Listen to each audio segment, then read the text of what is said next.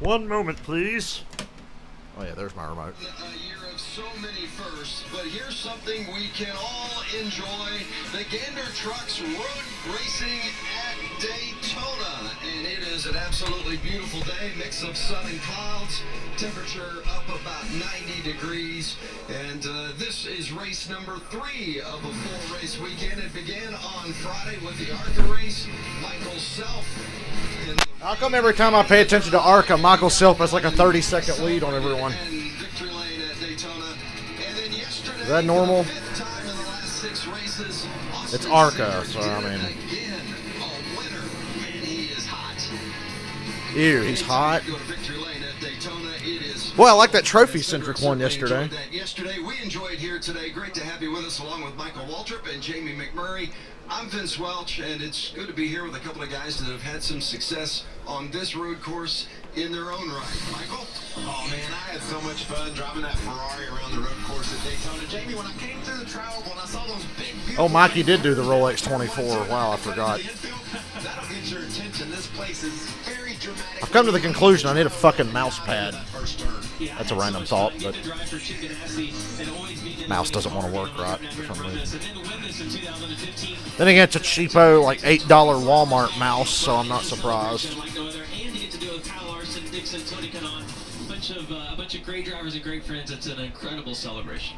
Wow, what a team. How about some of the challenges these guys face here, Jamie? Hey, Lori. Well, the track today is going to be the biggest challenge, guys. And I like how they said 12, but this race is starting like 15 minutes earlier. Corners, especially on the restarts. It seems like later in the race they could get more aggressive. Everybody was fighting to get to the outside, thinking they could make that move. But I think being on the inside, I saw Brandon Jones go from 7th all the way to the lead because everyone in front of him overdrove the corner.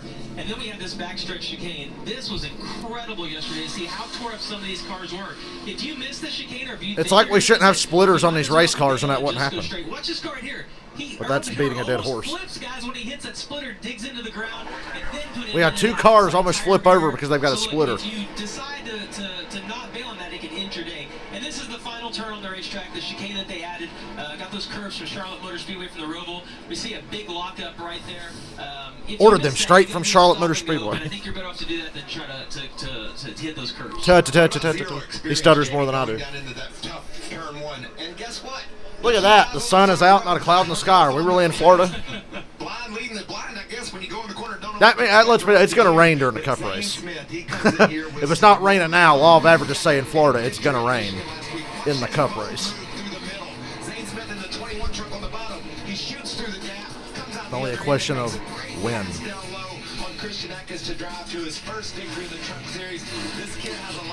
I'm happy I don't have to use the NBC app on my PlayStation today. I'm watching on fucking television because I've got Fox Sports 1 and NBC and HD on our shitty cable.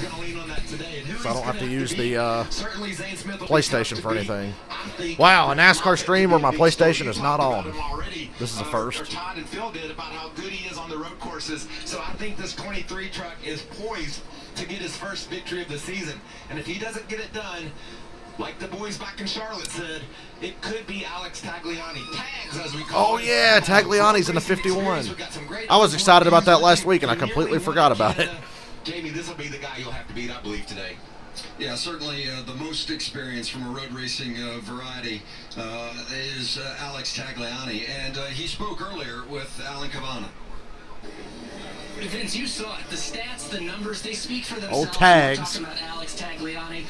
Yeah, he might fucking win this race. I'm serious. On this Daytona road course, a lot of these he might be my pick. What kind of advantage is that? I don't know. I've raced here before, but I've learned in the past when I've driven NASCAR car. NASCAR car?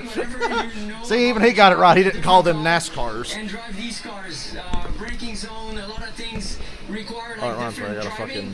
Hold up. Just knowing the track, but these days with the simulator, display settings. People know their way around here now. Now, you do have you have experience here, but you haven't raced anything since that truck race up in Canada last year. Are you feeling nervous at all? What is that like for a driver? Yeah, to tell you the truth, I am nervous. More nervous than I've been in other races. It's been the longest period of time, the biggest gap that I had before jumping back into a truck. I had to fix some settings. You know, when you spend the winter and you get back in, the first lap is always, kind of like, okay, and the second is better and the third is better. Well, this one is going to be green flag. So I love Tagliani. He's so cool. Challenging, but I'm looking forward to it. Really happy to be here. They'll consider him a favorite today, but he starts 21st, guys. It's going to be a challenge. A lot of work to do indeed. If a guy with Tagliani's experience is nervous, imagine what some of those others that have never raced on the road course must be feeling. Here to get the command to start engines, please welcome Sunoco Racing. When I saw the schedule and I saw they were putting trucks on this, I said, what? Trucks on the Daytona road course? Did somebody make like a custom season in their fantasy NASCAR schedule or something?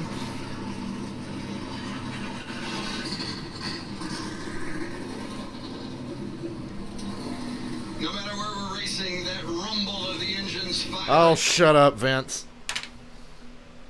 He's so cheesy. Oh, the rumble of the engines. Shut up. Do announcers really feel the need to be that cheesy? I know people give Joe Buck a lot of shit, but I like one thing about Joe Buck is that he's not like corny as fuck and over the top. He wouldn't be saying shit like that before a NASCAR race. Well, matter of fact, I wish Joe could call one NASCAR race just to see what it'd be like. If he knows enough to call one. Just 1 week, just swap out the fucking NASCAR on Fox team with Joe Buck and Troy Aikman. Oh, I'll be hearing their voices soon. Less than a month now. I'm excited.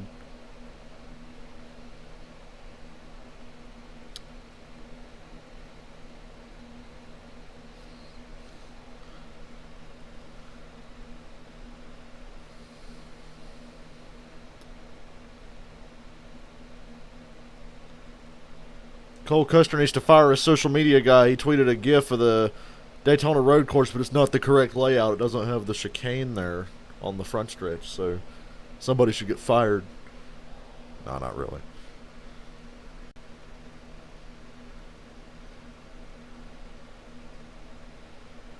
Were they showing the 2010 Daytona 500 this morning? Because Greg Biffle tweeted, anybody else watching the 2010 Daytona 500 on Fox?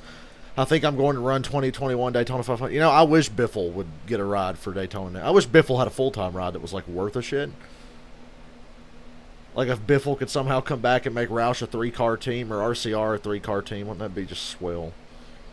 I miss Biffle. Biffle's one of those guys I didn't realize I would miss till he was gone. Same with Carl Edwards, because I don't fucking like Carl Edwards, but I miss him. Carl Edwards is a phony prick, but he added a lot to the sport. Certainly in the Cup Series, it was nice having another real top-tier guy like Carl Edwards. Because, he was on the same level with Busch and Harvick and Jimmy Johnson at the time. So, yeah, we got a truck race here in a few minutes. Indy 500 pole qualifying at 1. And then the Cup race at 3. I'll occasionally look over at Twitter during the Indy 500 stuff and see what's going on there. I'm a carpetbagger Indy fan. I'm not like a diehard guy, but I'll watch the 500 and select races throughout the year. So next Sunday is going to be kind of tough. Actually, not well. What, Dover doesn't start till like 4 next Sunday, so the Indy 500 will be about over by then. If the weather cooperates. Oh, man. Canadian Tire Motorsports Park. Why are they showing Canadian Tire highlights? Just to make me sad? Man, that's one race I really missed this year is trucks at Canadian Tire. Why'd we have to lose that? Oh, yeah, because our country's fucking stupid. And we're not allowed to leave the country unless we want to go to fucking Mexico. And who would want to go there? Even people that live in Mexico don't want to be in Mexico. That's our options. Actually, there's like 1 or 2 European countries we can go to. That's tough. Not that I'd be leaving the country right now anyway. It's too poor. Oh, love it. Gander trucks on a road course for the 24th time in series history. But it's the first time here at the World Center of Racing. No practice is still a bad idea. You saw the first stage of the Xfinity race yesterday.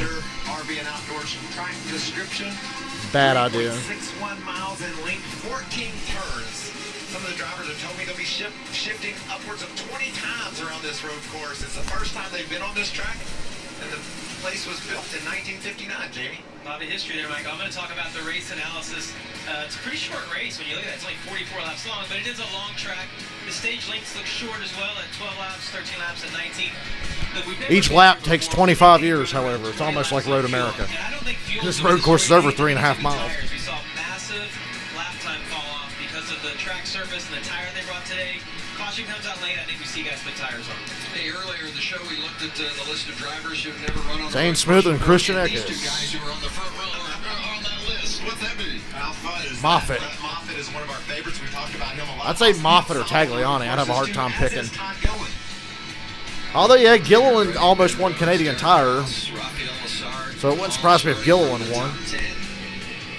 Well, Vince, you mentioned it. Christian Eckes on the front row with zero road racing experience. Let's see if we can get a word with him.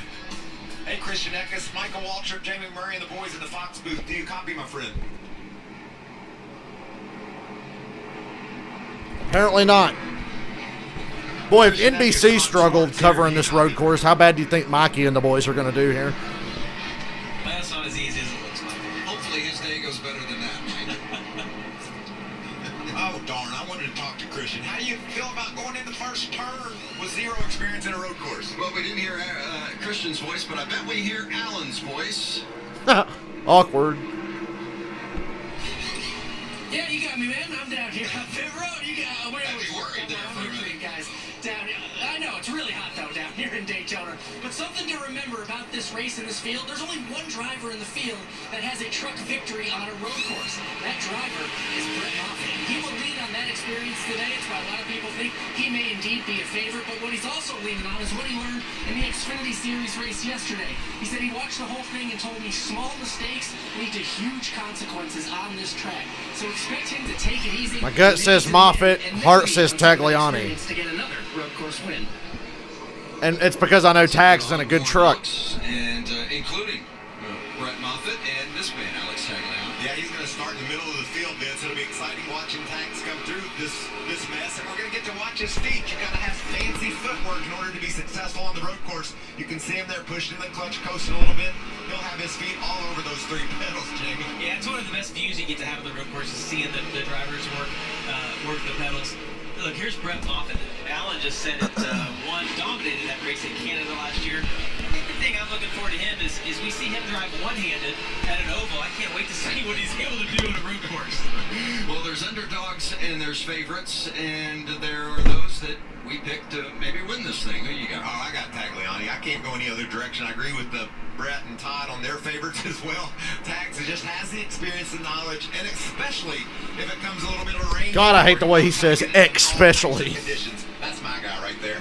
Well, I think that's Especially. okay, Michael, but I'm nervous because I heard Tagliani say that he was nervous. And so Fucking idiot is from the guy Kentucky, who though. I just should give him a break. Dominated the race last year at Canada. Is also Which isn't Jamie McMurray from Missouri? How's he so smart? Picked him in the pre-race. So Phil, I'm going with you, and I'm taking Brett Moffitt as well. Isn't he? Well, there's only two of you. No, that where's can take McMurray the from? I big can't fucking favorites. remember. So I'm going to go outside the box a little bit. I'm going with Ben Rhodes. I know he hasn't won a race in 2 years, but he was third last year at Canada. He has experience in the Xfinity Series and the truck.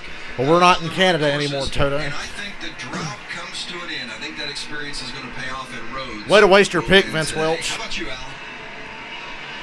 Vince, I'm taking another sleeper pick. I'm going to go with Todd Gilliland. Where is everybody? Nobody got up this morning? Gilliland should have a win. A few years ago up in Canada, came down. Nobody got out of bed today to We watch know the that trucks? truck is good on the speedway part of this. He's got some skill on the road course part. I think Todd Gilliland gets the win, locks himself into the playoff. Well, that would be a big win indeed. Coming down, getting that tax set for pit road speed limit, which is 45 mile per hour, and then we're going to come back and race at Daytona. Oh boy, one last commercial. What's my phone doing? I don't think anybody got out of bed today.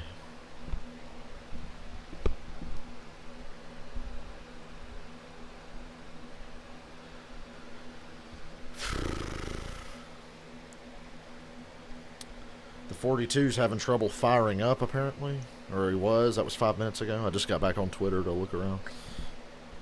See what I see. God, man. I had a crucial-ass headache last night. everybody that watched the Batman, there was like 10 of us in the Batman stream, and God, by the end of it, my head was throbbing. I was like, what the fuck? I felt like sick to my stomach, hot, sweaty, and my head hurt. I was like, what the fuck is wrong? I ended the stream, went and took 2 a leave, laid down, woke up about an hour and a half later, felt totally normal, but I made sure to stay in bed because I didn't want to fucking get up and have to be up almost 24 hours to get through these races, so I just stayed in bed, went back to sleep, and 2 nights in a row of good sleep, which is really rare these days. But I got it done. God, that headache freaked me out last night. Thank God I was like about to wrap up the Batman stream anyway, because I was dying.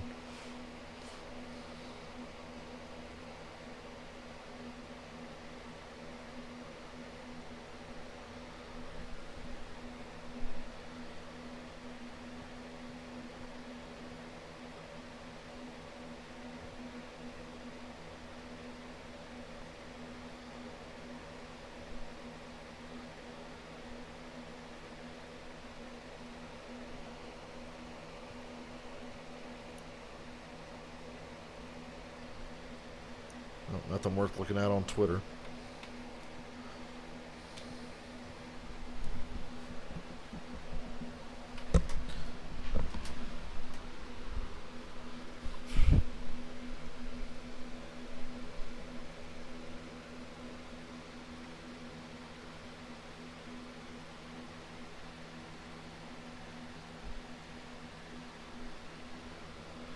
Ooh, they make Dr. Pepper cream. I might have to try that. Stupid commercial. That's how they get you.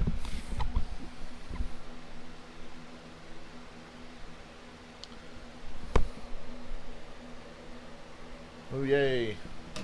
Going green this time, it looks like. On the road course for the Gander trucks. You know, we talked about the challenges of the track. Let's get a visual on that. Yeah, the track description, you really can't put into perspective how difficult it is. Heavy braking zones. That means, Jamie, when there's heavy braking, there's a passing opportunity. Yeah, great opportunity to pass. We've got a couple of extra areas we're calling bonus passing options. We did see some bonus passing. In the Xfinity Series. Not the best place, but it is an opportunity. And also, Michael, I think the key part, if you want to pass those heavy braking zones, it's about getting a good exit out of these 3 corners we see here.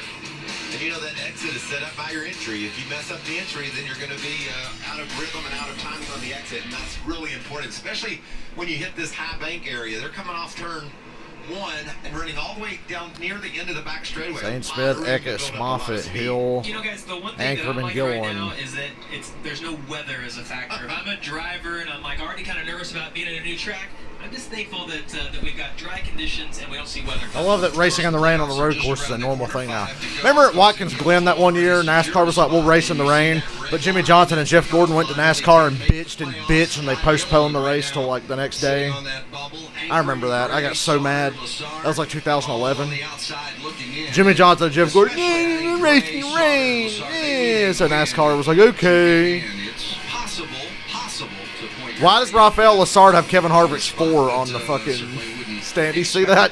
Johnny Sauter could taste victory last week in Close. Michigan, and then a late wreck derailed his efforts, and he's in a must-win situation. All right, we're going green. They get through turn 1. This stage will probably go caution-free. I wouldn't sleep on Sauter today. He does have road course experience. All they got to do is get through turn 1, and then everybody can figure it out. Must win. Can he do it today? We're green and we're racing on the road course at Daytona. That was a lazy green flag wave. Do better, guy on the flag stand.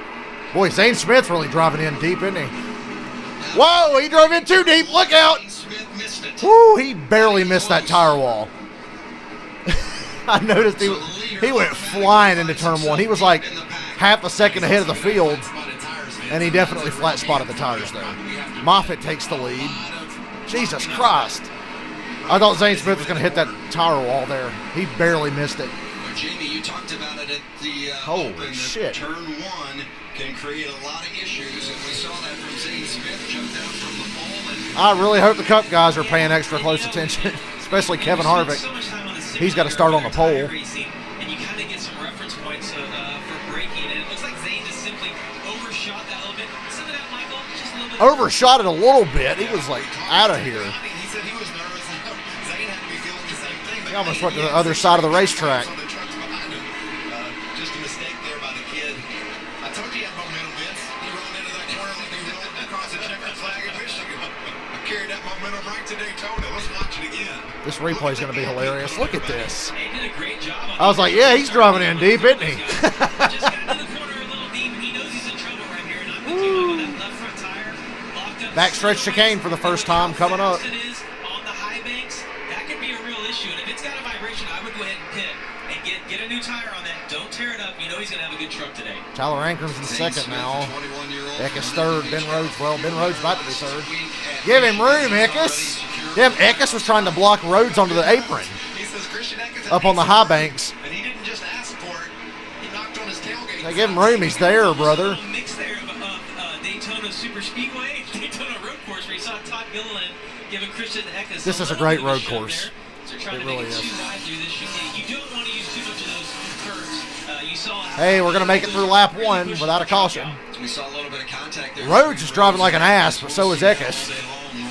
Rhodes driving like an ass is nothing new. We see it on the Super Speedway portion of this road course. We thought it'd be down in the infield or here, getting into turn 1. Look at the Whoa, Todd differentiation Gilliland. of speeds there. Eckes kind of rolled in there easy, and they snapped him up behind him. Well, and everybody's trying to figure out what the braking point is going to be. And you saw some guys lift a little early, and then they got on the brakes and realized they were going too slow, and then they let off, and other guys are driving a little too deep. Everybody right now is just trying to figure out. I love that I don't have to tell you the running order. You can just look right there on the what am I in relation monitor. to the other trucks that are on the track. Remember this layout in 3.6 miles, and it's short stage by. Or as Marty Reed would say, 3.686 miles. Just 11 laps to go here in this first stage already. The first stage was 12 laps. It doesn't sound like much, but when each lap is 3.6 miles, there's a lot of racing in those laps. Moffitt's got almost a 2-second lead on Ankrum. Years 20 times each one of those laps. I mean, that's crazy to think that you've got to be that precise for that many laps, and that's what these drivers are faced with. Hey, Michael. So many opportunities. Michael, did you see Zane Smith fly off the track into turn 1 from the pole? We saw some of the cars yesterday. Did you see that? Actually tear transmissions out from the wheel hop. As we see these guys enter this backstretch chicane, this is an area that you can pass in, but at the same time, you don't want to overdrive this corner because. Man, the truck guys are doing a better job than the Xfinity guys. They really are. We've only had one car make a mistake, and it didn't even hurt him. Well, it hurt him. He lost all his track position, but, you know. He didn't junk it or anything or break a transmission. Grass a little bit, which has been, those corners have been cut so much it's dirt now as you watch the footwork of Alex Tagliani. Waiting for Tagliani to work his way to the front somehow.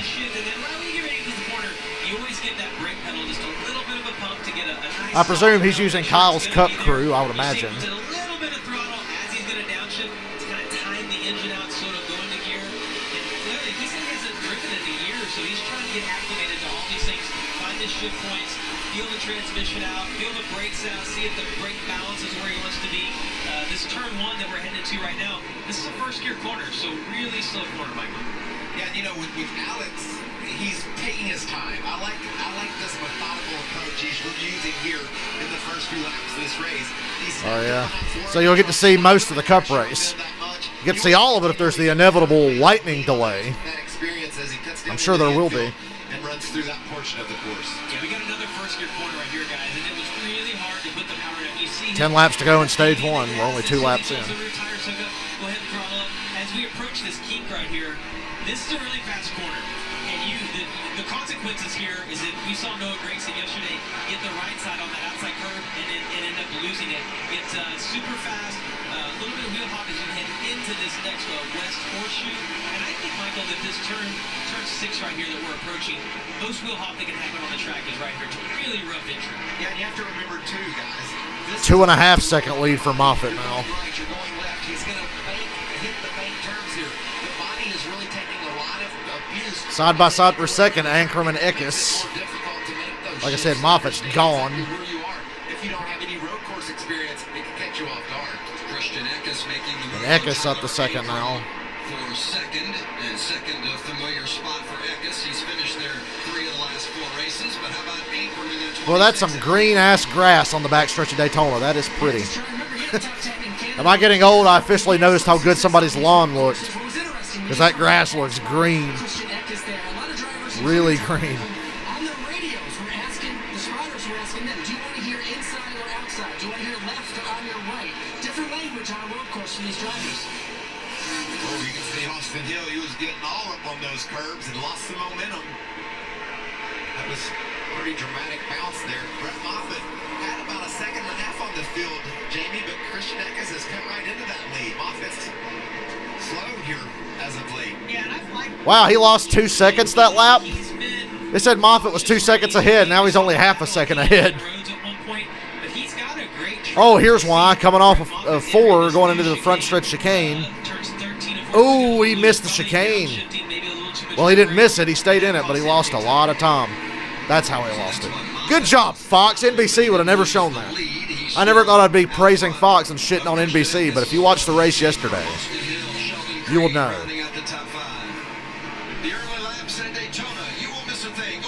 Ooh, side by side. They're doing a lot of side by side this weekend on both networks.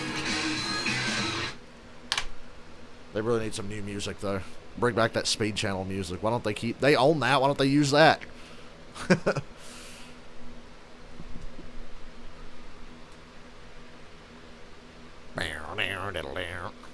You know, Speed Channel music.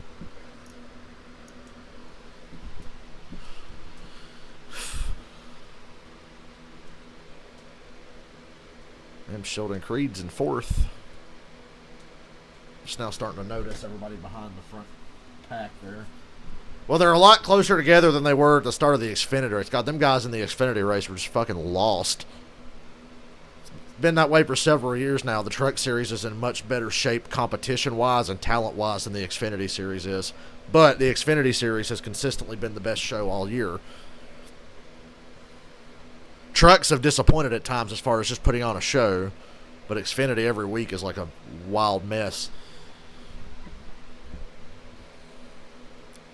So yeah, the level of competition here is smoking the tires. Jeez, I was pretty sure Ankrum was about to clean out Eckes going into the front stretch there, but no, they didn't.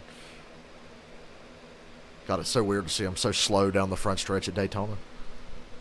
Hey, that looks like a pack race right there. There's like 5 cars, and they're all running 2 wide, 3 wide. Screenshot that, and you can't even tell it's on the road course. It just looks like a Daytona race. Well, I see everybody was late to the party today. We're 5 laps in. Ooh, 3 wide going into the horseshoe. Austin Hill, boy, Ankrum's really lost something here. He's lost a couple of spots. He's back to 5th now.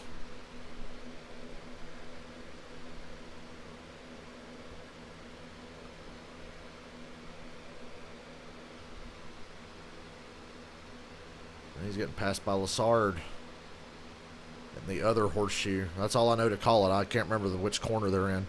No, they say it's a 14-turn course, but they always say that Watkins Glen's a 7-turn course, but I call it an 8-turn course. Am I wrong on that? Same with Sonoma. All I know is that the hairpin's turn 11. After all these years, I just know turn 11.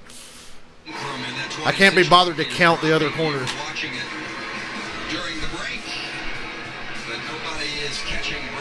Moffitt's gathered it back up and driven back out to a big lead again. 8 laps to go in stage 1.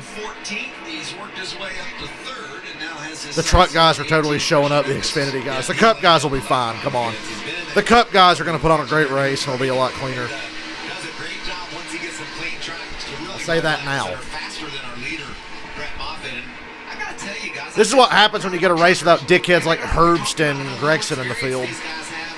It's like Derek Kraus might have missed the backstretch chicane. He had to stop. As you see, Derek Kraus here probably misses the chicane. Ooh, he went in there side by side with Crafton. Jamie, like you recommended, get out there in that dirt and try to get her woe down if you can, and that's what he did. Yeah, and it looked like well, the stage cautions are almost necessary to clean all the dirt off the backstretch. When something gets on your inside heading into that, there's not really enough room at speed for 2 vehicles to go through there.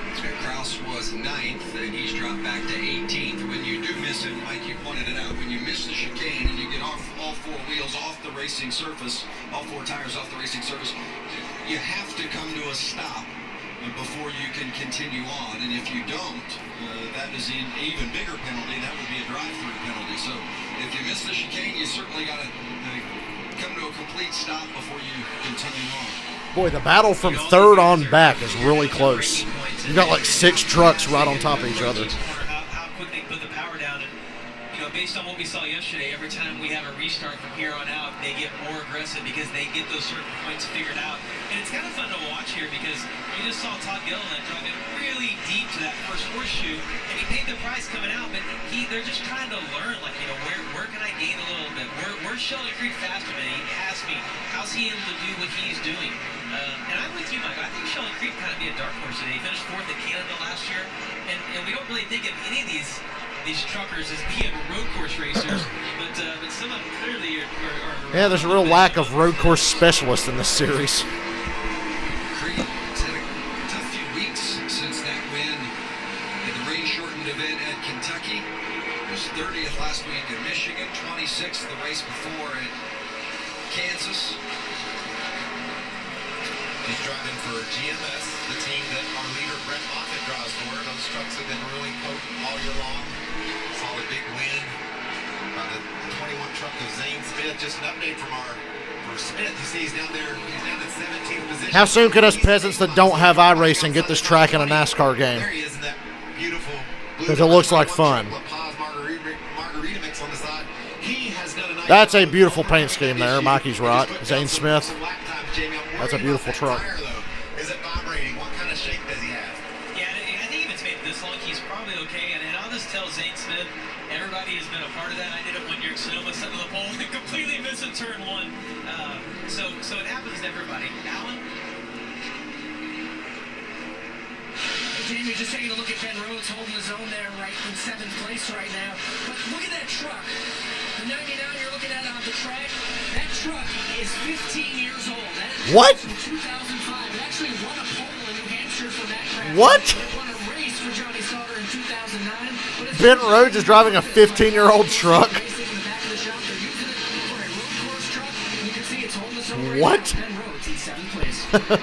Hopefully they didn't tell Is that how little the truck series has changed since 2004? It's a brand new truck this What the weekend. hell? He had a little bit of left front fender damage from earlier in the race. Looked like a Trevor, but I think I want to get that pulled out his first stop. Rhodes had a little contact with Eckes early, and that's the damage. And there's the floor of Rafael Lessard. We talk a lot about the Canadian Alex Tagliani. Lessard, Canadian as well, and has some road racing experience, and he's having a good run up inside the top 10 here this afternoon, and that's coming off a career best 7th last week at Michigan. Driving for Kyle Busch and those potent KBM Toyotas. Had to have this race circled, Jamie. Mikey loves when he gets to break out the big words. On the schedule, knowing that he has some Potent is a big word for him. position ahead of him. Todd Gilliland so close to winning, like Alan talked earlier. And then Austin Hill, he was impressive in Canada as well. He does a nice job. Look at Jennifer Joe Cobb getting. No, wait, that's not Joe Cobb. That's Ray Cicerelli. Couldn't tell the difference As you watch these guys, until I got close and I could see the number. they exit the bus stop. You get such a nice balance here. Oh, wait, it's not Cicerelli this week. Somebody else is in that truck. Vins or whatever his name is. Who cares? I'm sorry I even gave him a moment of attention. See other type of road courses, whether it's Watkins Glen or in Canada.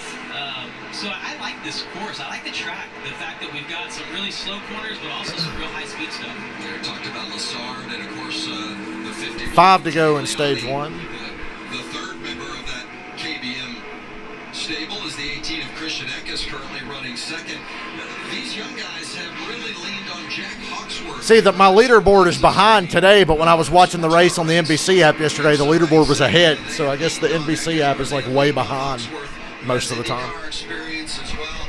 So Lessard and Eckes gone to school a bit with Jack Hawksworth, and I wouldn't even be surprised to see Hawksworth maybe end up in a KBM truck at some point. See him behind the wheel either this year. Woo! Austin Hill's smoking the tires. Kyle Busch as they raced together here at Daytona. There's Norm Benning getting lapped. Get out of the way, Norm. Second, still Well, he was already lapped, actually. He was getting passed by, like, the 7th place truck. Oh, Storm and Norm. Get him on Eldora in a race with only like 5 trucks, and he'll kick your ass. Don't want to fuck with Norm Benning. Dirt track legend. Oh yeah, I miss Eldora too. Fuck, Eldora and Canadian Tire. Well, my day's ruined now, because I just remembered that we don't get Eldora or Canadian Tire this year.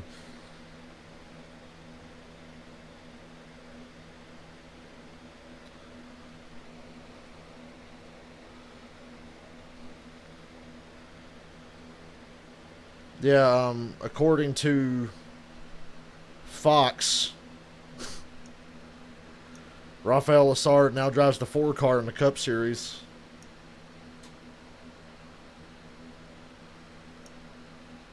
See? Look at Lessard's name on that graphic.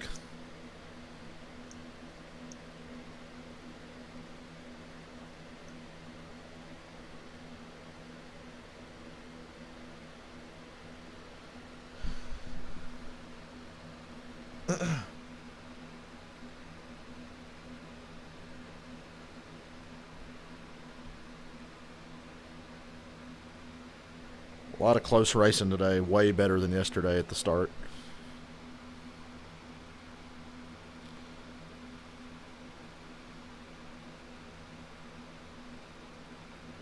Did Zane ever pit for tires? Because I swear he should have. I'm pretty sure he flat spotted the tires, but they didn't say if he pitted or not.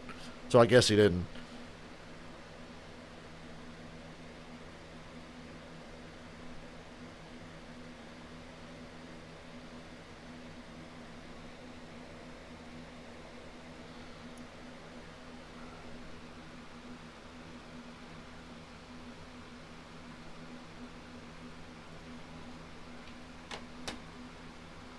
And my stream is working on my phone on my data today. I could use the Wi-Fi because I'm not using anything but my computer right now. That's hardwired in. But, you know, I pay $30 a month for a phone bill, so I might as well use it. Since I haven't been working, I've really... See, that's the shitty thing. I've been out of work for a month. We haven't gone back yet. And that was primarily the reason I wanted unlimited data, because when I'm at work, I have to have something to listen to, or I'm just going to fucking slip my wrist by the end of the day. And I haven't been working, so it's like paying the phone bill's been totally pointless. So I'm using it now. Has been out front the entire way, and he has a comfortable lead, almost 6 seconds over Sheldon Creed, who got past Christian Eckes for the second spot. Watch Creed work on that 18 of Eckes. Yeah, it looked like Christian got in there a little deep, knowing that Sheldon was inside of him, but all the grip in that corner. 3 laps to go in stage 1. We're moving right along here. It'll be time for the Cup race before you know it. Trying to hit that wall with the left front because there seemed to be so much grip out there. Alan? Yeah, things going well for Sheldon Creed in that 2 truck, but not perfect quite yet. He's starting to say as he goes into the corner, he's getting some wheel hop in the front wheels when he puts the brakes on. So the team told him, turn the brake knob 1 round to the rear and start entering the corner. Tagliani's on pit road. I'm assuming this is a strategy play for track position, because there's 3 to go in the stage here. So I would expect a couple of trucks to make it to pit road. Matt Crafton, Alex Tagliani. Anybody else? Matt Crafton, defending series champion in the 88. This is just all about strategy. These guys getting to pit road. Strategery. Tagliani couldn't care less about a playoff point or a stage point. He just wants to win this race. This team is trying to position themselves in a way that will allow them to... Zane Smith on pit road. Makes sense. He's coming to pit road. He's got that victory. He just wants to get to victory lane again. Ben Rhodes on pit road. Need those stage points, Jamie, so you'll see some guys stay out and give up that track position just to get the points. Boy, that pit exit here is awkward. That is really narrow and it's slick. The access road coming off of pit road. It's really narrow and extremely slick. Is that where Gordon crashed in the Rolex 12? Yeah, we can call him out.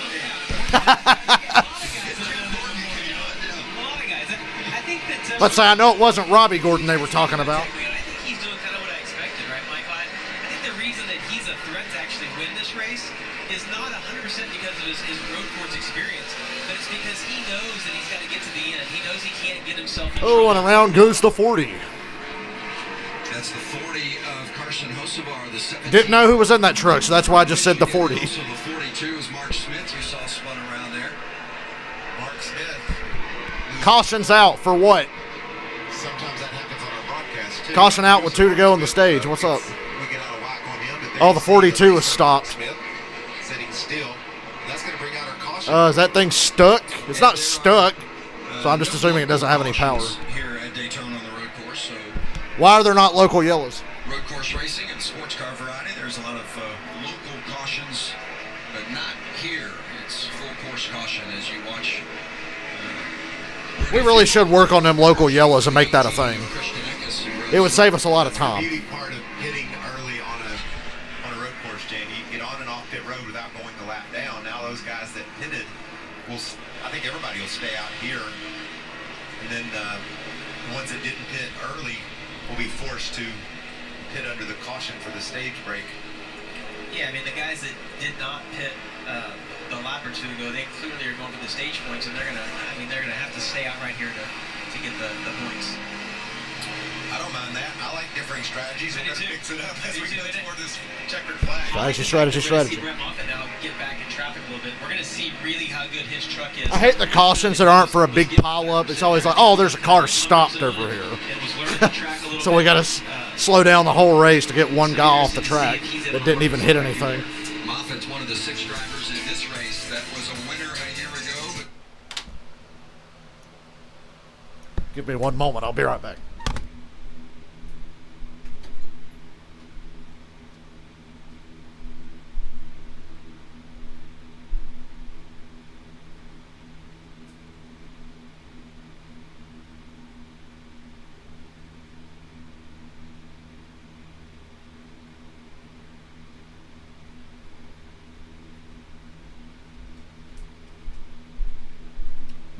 My Diet Dr. Pepper. Done a lot of talking since last night.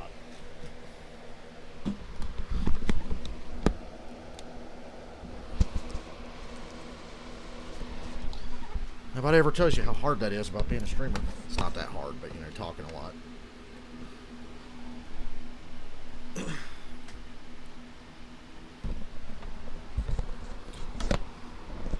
Oh, there we go. That'll work. Well, maybe. Yeah.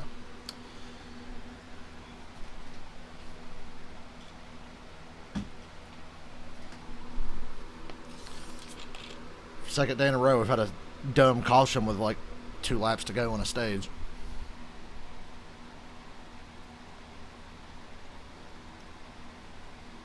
You know what's funny? My scoreboard here, it seems like it's a little behind as far as lap and running order, but the caution came out on the leaderboard before I saw it on television.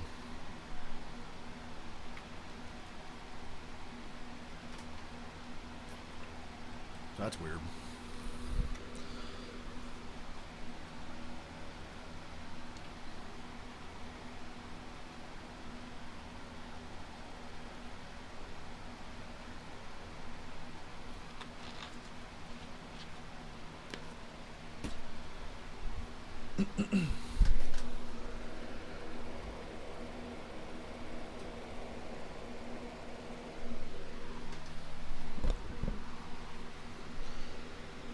I wonder if it's really hot outside here today. I haven't been outside. I'm doing really good on the lockdown, which we're really not on like full-blown lockdown, but we probably should be. But I'm doing really good. I never go outside anymore. Just waiting to go back to work.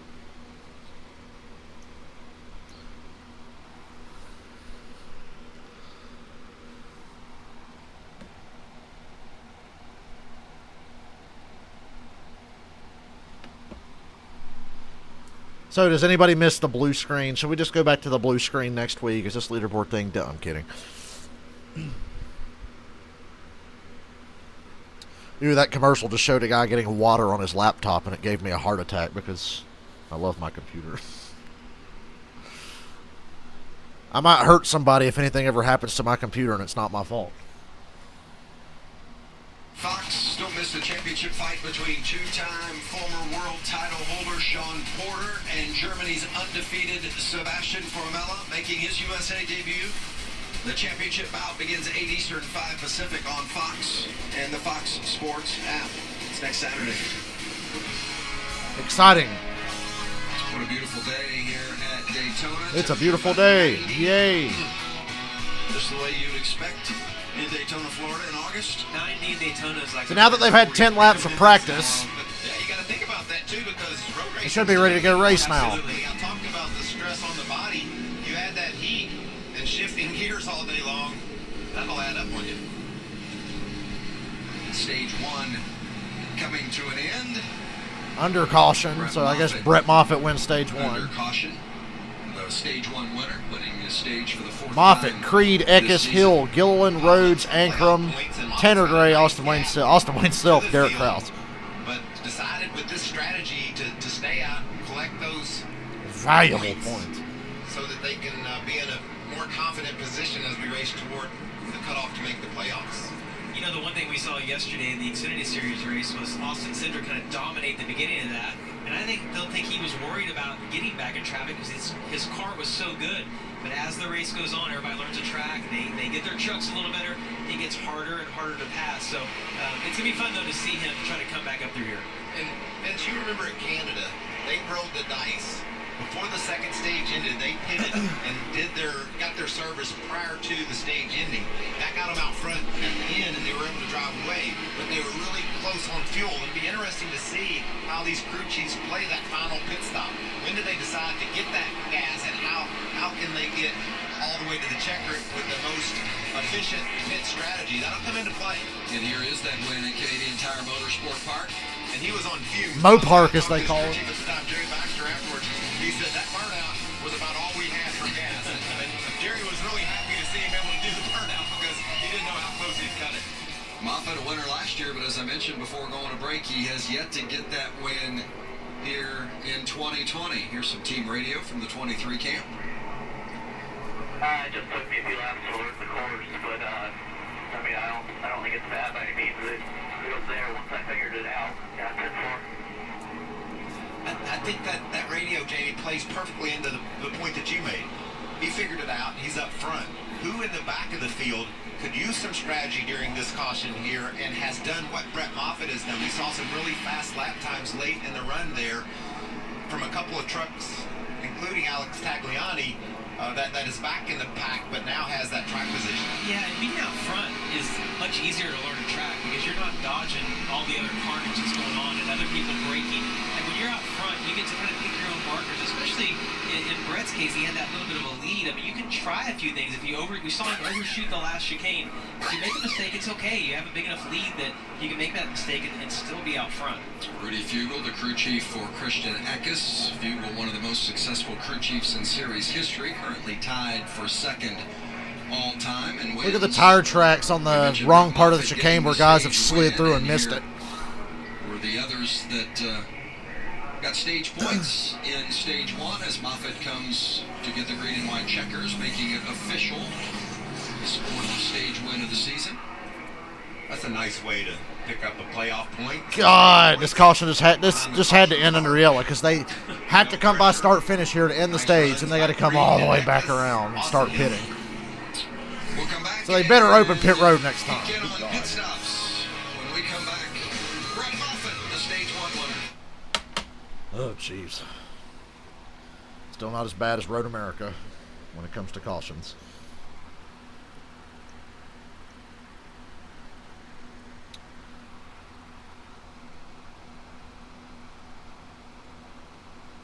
I can't believe I slept good 2 nights in a row. I actually feel wide awake and everything. This is the most awake I have felt in about 3 weeks, these last 2 nights.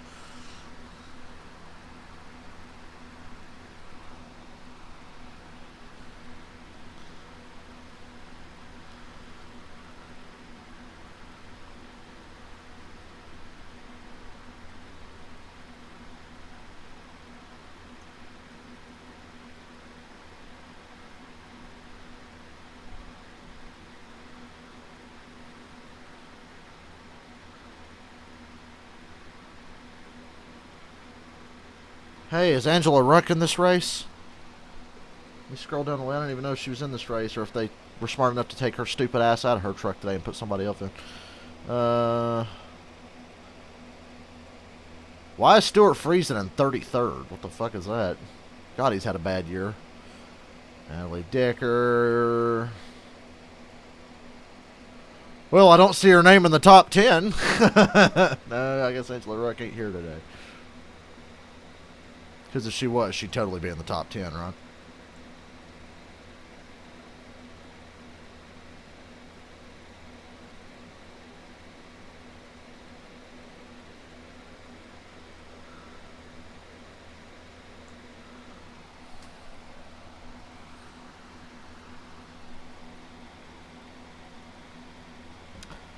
Hey, Natalie Decker's greatly improved this year. She's not tearing up everything every week like she was last year. So I give Natalie Decker credit for that. She's actually finishing races now. That's about all she's doing, but baby steps.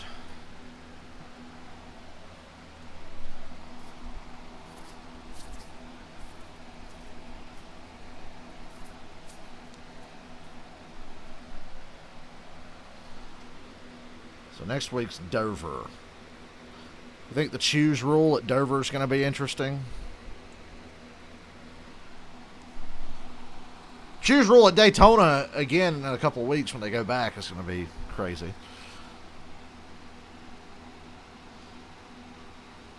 Everybody's just going to do the opposite of the guy in front of them to gain all that track position. I think Daytona, Talladega, Martinsville, places like that, the choose rule was made for.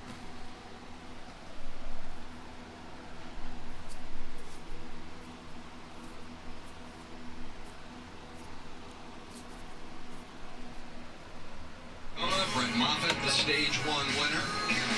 Thank God some race audio to fill the dead air.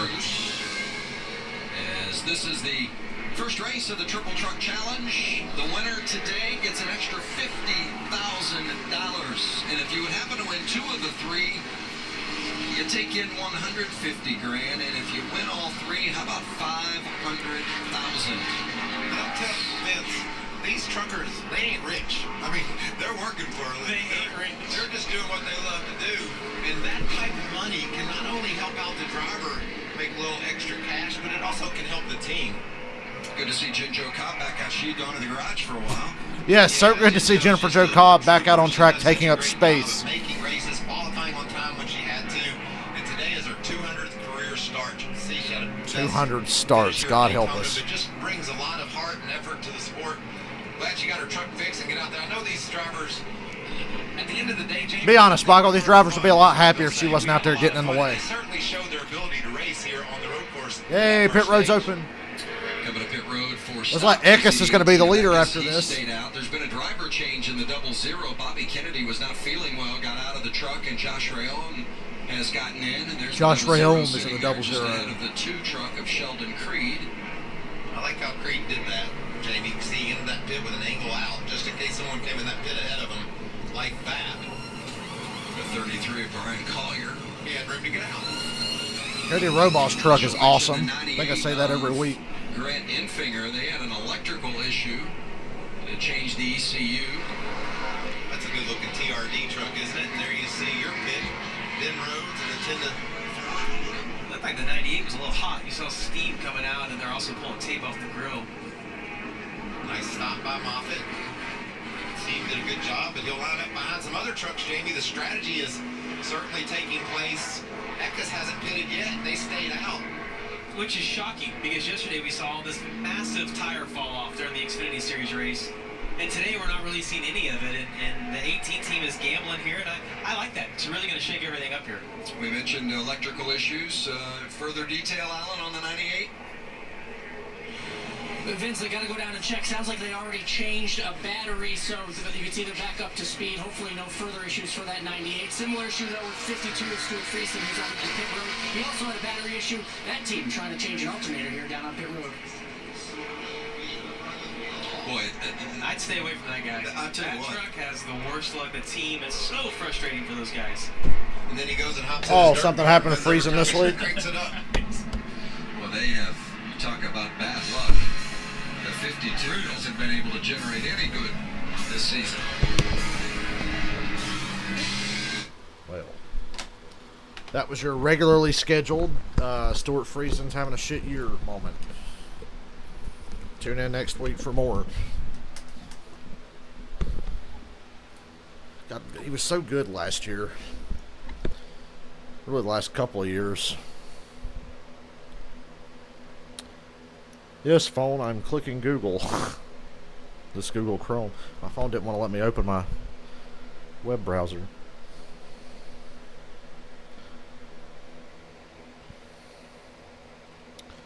Oh, okay, radar update. So far, no lightning, but pulsating storms / showers will be the theme this afternoon. We anticipate lightning delays. Great. So I'm not starting the Cup race stream until the race is absolutely about to start, because I'm just not in the mood to fill delay coverage. We have games and shit to play. I could do something, stop the stream and stream something else, then come back and finish the Cup race later whenever it starts. But the fact that the weather guy's already saying we anticipate lightning delays today, that's fun. I hope he's wrong. Weathermen are wrong all the time, right? And they don't lose their jobs. Nepotism in meteorology.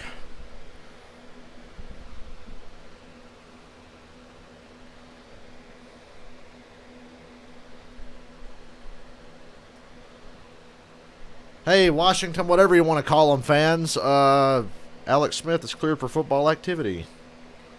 Officially. He's the $6 million man.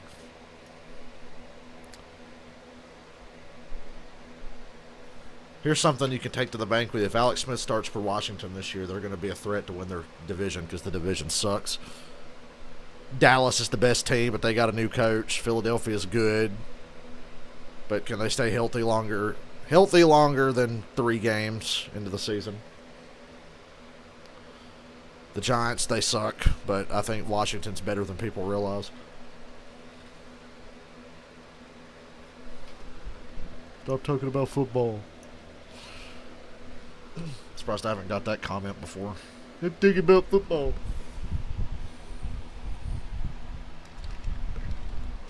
Ooh, we're going green. You see Brett Moffitt has the Xfinity fastest lap of the race. Of course Moffitt has the fastest lap of the race. 104.5 mile per hour. Alright, it's Eckes, Lassard, Crafton, and Alex Tagliani. Ooh, Lassard sending it into 1. Not as deep as Zane Smith did at the start of the race. Johnny Sauter barely makes the turn. Sauter had to stop over on the back straightaway chicane because of running through it. He's rebounded nicely, got himself up inside the top. Crafton going for the lead right now. There's Parker Kligerman in 4th. Are still trying to figure out their breaking points. And the thing about turn 1 that's so hard is that when you come there on a restart, you're not going as fast because you don't accelerate till later on the straightaway when they do the green. So you don't really know how deep you can drive in there. And you're kind of gauging that off Eckes, Moffitt, well, not Moffitt. Eckes and Crafton. Crafton settles into 2nd. The 18 of Eckes out a little wide, and Crafton got the nose up underneath him. How about the strategy play of Rudy Fugle keeping his driver Eckes out? Crafton's about to get on, he's about to get on a hot streak, people. I can feel it. See if they can maybe stretch it. Crafton's going to start winning every week. But I like the strategy. He always has something up his sleeve. If Rudy says it, I'll go with it. How about it, Alan? What's the 18 thinking? Moffitt, who won stage 1, is 13th right now. 3 wide there off of NASCAR 2. I think that's what they call it. Whoa! Moffitt threatened to go 4 wide.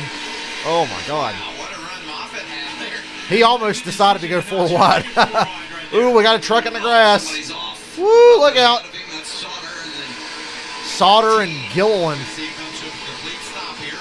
Yeah, he got pretty lucky. It doesn't look like yesterday when those guys got off, it was unbelievable when the splitter would dig in the ground. But maybe it's a little drier today. We had all that rain before the race started yesterday. 3 truck breakaway at the front. Eckes, Crafton, Lassard. The teams are really concerned about their alternators. It's a hot day, so they got the big brake fans on because of the size of the brakes in the stopping zones. And then, of course, the air conditioners the drivers use to keep themselves goal during the course of a race like this. Hey guys, whatever happened to Robert Richardson? We've already seen a couple of issues. Who the fuck is Robert Richardson? No problems. Slaughter just did too hot. Yeah, and I think part of the problem there is that he couldn't see the curve. You know, when you're on the outside and you got him too wide in front of you, you can't really see where you have to get down. That's kind of a, I mean, it's not a blind corner, but you use the reference of the yellow curving that you see on the inside of the corners. That's your reference getting into that corner.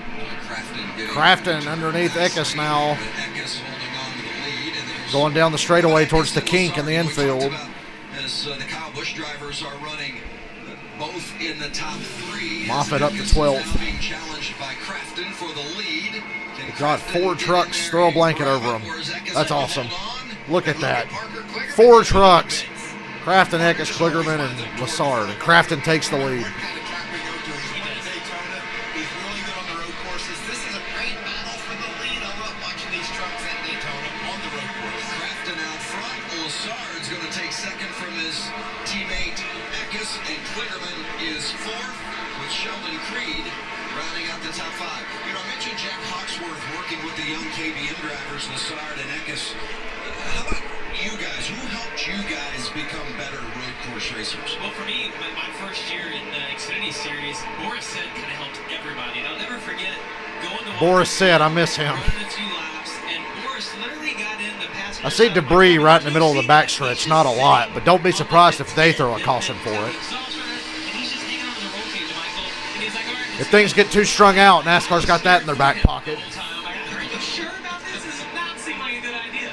I'm going to go way back, Vince. We went to Watkins Glen for the first time in 1986. Eckes and Lassard side by side for a second. Put me in the right side of his rental car and took me out and showed me the lanes that it needed to run and the grooves and where to lift and stuff. Good God, 5 trucks on top of each other right now. Make that 6. 3 wide. God, Eckes with these blocks, dude. I swear, he's asking for it. He's asking for it. He tried to block Sheldon Creed into the front stretch grass. Didn't work. Creed's got the spot now. He's struck back a bit, and he's now under assault again. That's Creed that has gone around him in the 2 truck. Zane Smith in the 21, and Kligerman still working on him there in the 75. What about Zane? Zane Smith back in the top 5 now. First lap, he makes a huge mistake. He's and now he 4th. finds himself- Oh, Whoa, Eckes, look out! Around he goes, and poor Zane Smith had to dodge him and lose all his track position again. Eckes overcooked it into the horseshoe, spun out, and Zane Smith had to go into the grass to avoid him. Battle for the lead, Crafton and Lassard. What a race. What a great race. Simply had nowhere to go. Brett Moffitt back in the top 10. He's up to 9th. Lassard starting to pressure the 44-year-old. Lassard is on the back bumper of Crafton. Bookends of the Stuff is happening. Lassard, the rookie, This is exciting. and Crafton, the 3-time series champ. Yeah, when you drive for Kyle Busch Motorsports in that Ford truck, you're expected to win.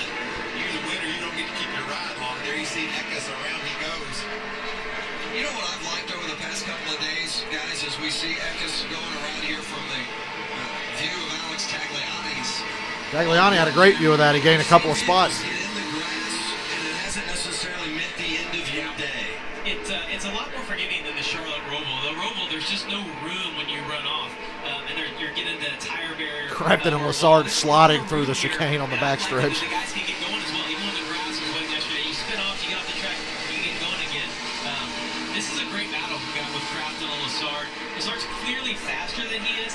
He just can't time out. Oh, the that back. KBM horsepower. Tagliani in the top 5. Lassard coming off his career best finish of 7th at Michigan, and he did run the road course at Canadian Tire last year, and he finished 10th.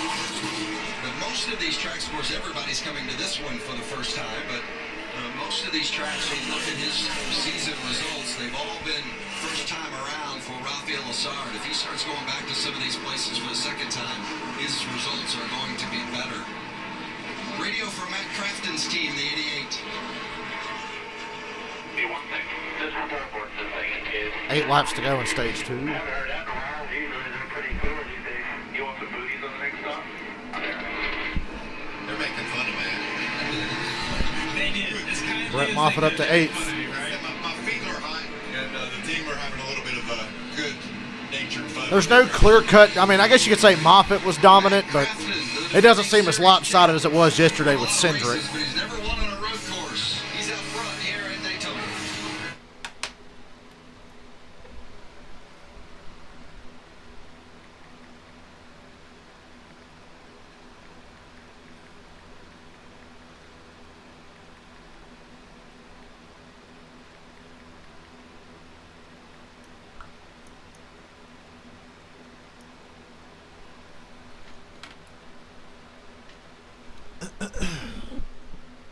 Oh, look at that. It looks like a 1997 restrictor plate race.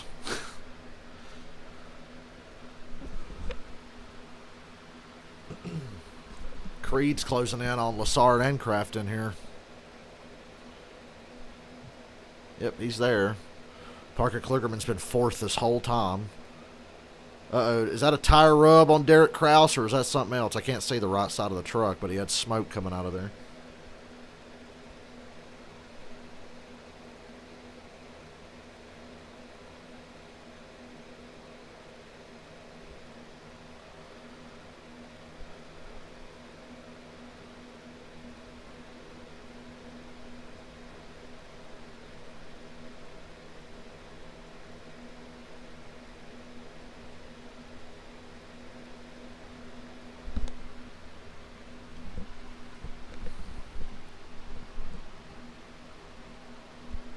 Give Lassard credit for a rookie. He's being very patient. Gilliland's on pit road.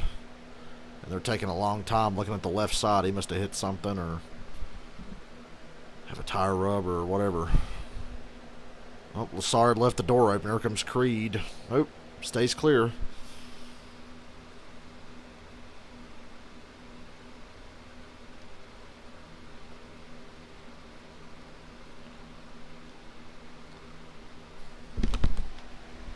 Watching it, the four, Rafael Lassard trying to get past Matt Crafton and unable to do it, and now all of a sudden the four of Lassard finds himself under attack by the two of Sheldon Creed. Sheldon's way faster right now. He came from outside the top 10 after pitting later than the rest. I think that we talked earlier about alternators and issues with those. Side drafted on a road course, Creed and Lassard. I think they're changing batteries on that truck, so that's beginning to play a role in this race. It'll be interesting to see if any of our front runners, other than Gilliland, have an issue. Well, problems for the 19 of Derek Kraus as well. He got off track and did some damage, and Kraus came into this race 9th in the playoff standings. Whoa, Crafton, the leader in the dirt. On the backstretch, Creed takes the lead. Lassard goes to second. God, Crafton went straight through the chicane. Setting up the four-car, got underneath him in turn 6, and it's one of the few passes we've seen. It's always weird when you see the leader make a mistake like that.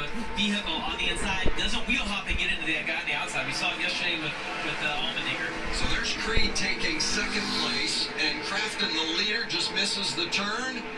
He has to stop, Vince, doesn't he? I don't know. That's kind of a questionable call there. I mean, he lost 2 spots. Does he really have to do a stop? I mean, yeah, if all 4 tires go on the other side of the race course, he's supposed to come to a stop. Yeah, but isn't hitting that fucking grass and losing a few spots punishment enough? I understand if he missed the front stretch chicane because that could be a huge advantage, but the back stretch, come on. You hit that grass, you're in trouble. And consistently marched his way toward the front. Now he finds himself up in 3rd. I understand NASCAR's taking a look at that 88 situation as you see. Ooh, NASCAR's reviewing it. You can always trust their decision making. Kligerman with road course racing experience in Cup, Xfinity, and the trucks. A good showing for Parker. And I think one of you guys made the comment earlier, when you have that road racing experience, you just have a patience about it. We've seen that from Tagliani and also Kligerman, who has started deeper in the pack. Kligerman started 16th, Tagliani started 21st. That eventually you're going to get to the front, and that's where these guys are right now. But I think the fact that Tagliani's got to run some of these truck races in the past, he knows that you have to be there at the end.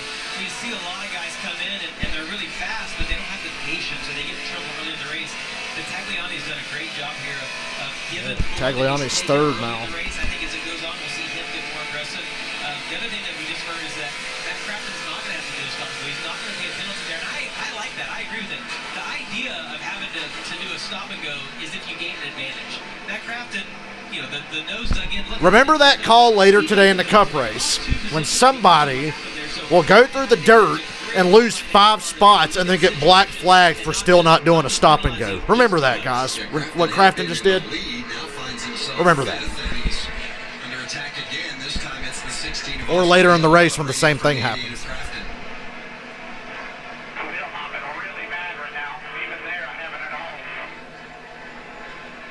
Is there anything he can do inside of that truck truck, Jamie, to address the problem he's having with his braking. Wheel hopping means a little bit too much rear brake. The tires want to skip along the road instead of smoothly stopping.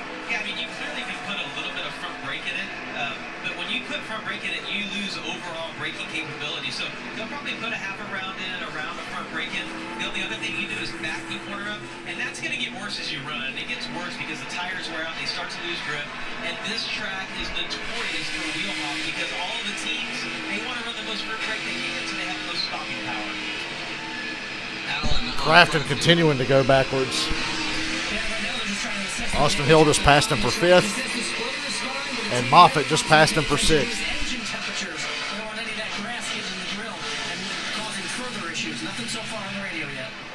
Vince, what about the 23 truck of Moffitt? You ask what would happen if he got caught back in traffic. Well, he won that first stage in dominating fashion, and he's been fast. He's creeping toward the front, but it just tells you how important that track position is, Jamie, and why those crew chiefs take chances with strategy, because you can pass them easier when they're sitting on pit road if you have the right strategy. Well, and it's such a different battle to be fast on a road course and then to be able to make passes on a road course. You've got to be able to get as close as you can right there at exit turn 6 to hopefully outbrake them into this backstretch of bus stop. But we've heard all these guys talking about wheel hop, and if you're nervous about your truck having a wheel hop, you can't commit to making that pass. So yeah, I mean, passing is really hard. But this track has multiple places, opportunities to make passes. You see a little mistake right there by Austin Hill. Now Brett's going to get a little bit of a run. The problem with getting to the outside. Moffitt is driving such a clean race. It reminds me a lot of Cindric yesterday. Cindric had to come from like 20th back to the front and did it very smoothly. He did it quicker than Moffitt's doing it, but oof. Remember when just about everybody came to pit road at the end of stage 1? Oh, we got a truck spun around there in the front stretch chicane. Who was that?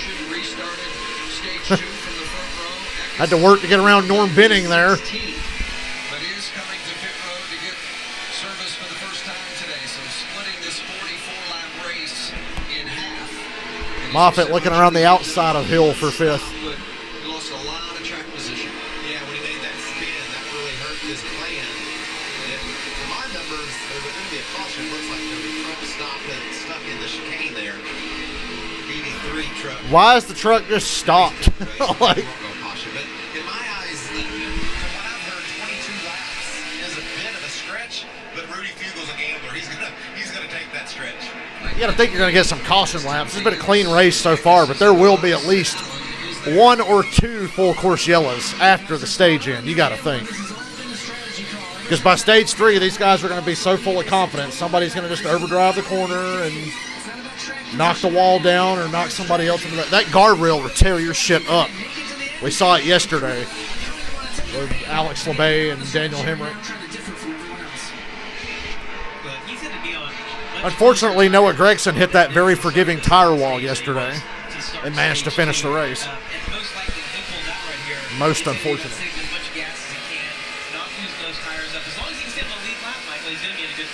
Yeah, I love it. I love the gamble. I think it's great. I do too. I think that this could be a big turning point in our race, seeing if this strategy does indeed work for that truck.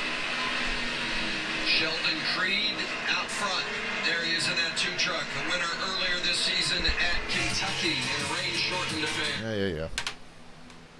Well, that Kentucky truck race was garbage, wasn't it? Now that they reminded me. Trucks have had a handful of stinkers this year.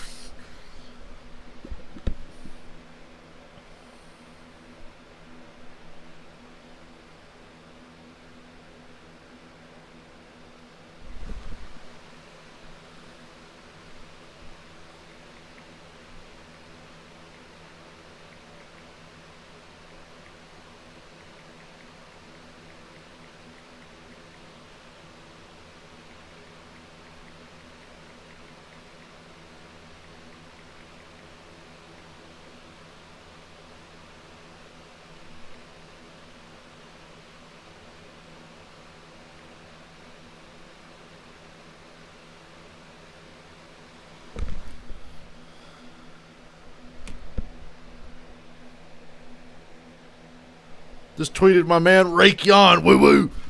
Rakeon from Viva La Bam and CKY, Jackass, all that stuff. I talk to him on Twitter occasionally.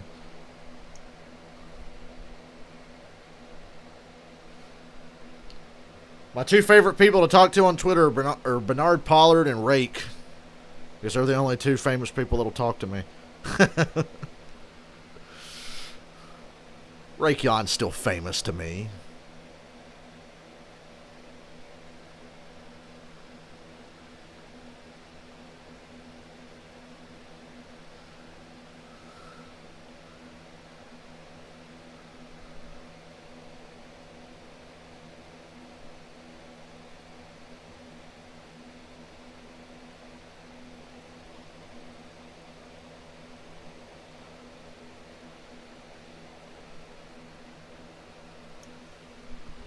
According to the leaderboard, we're still under green during the commercial. And we'll take its word for it.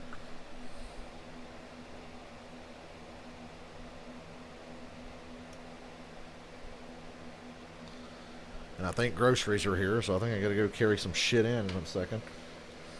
Oh, wait a minute. Try to wait till the race comes back on so you have something to listen to while I'm gone, so it's not just dead silent.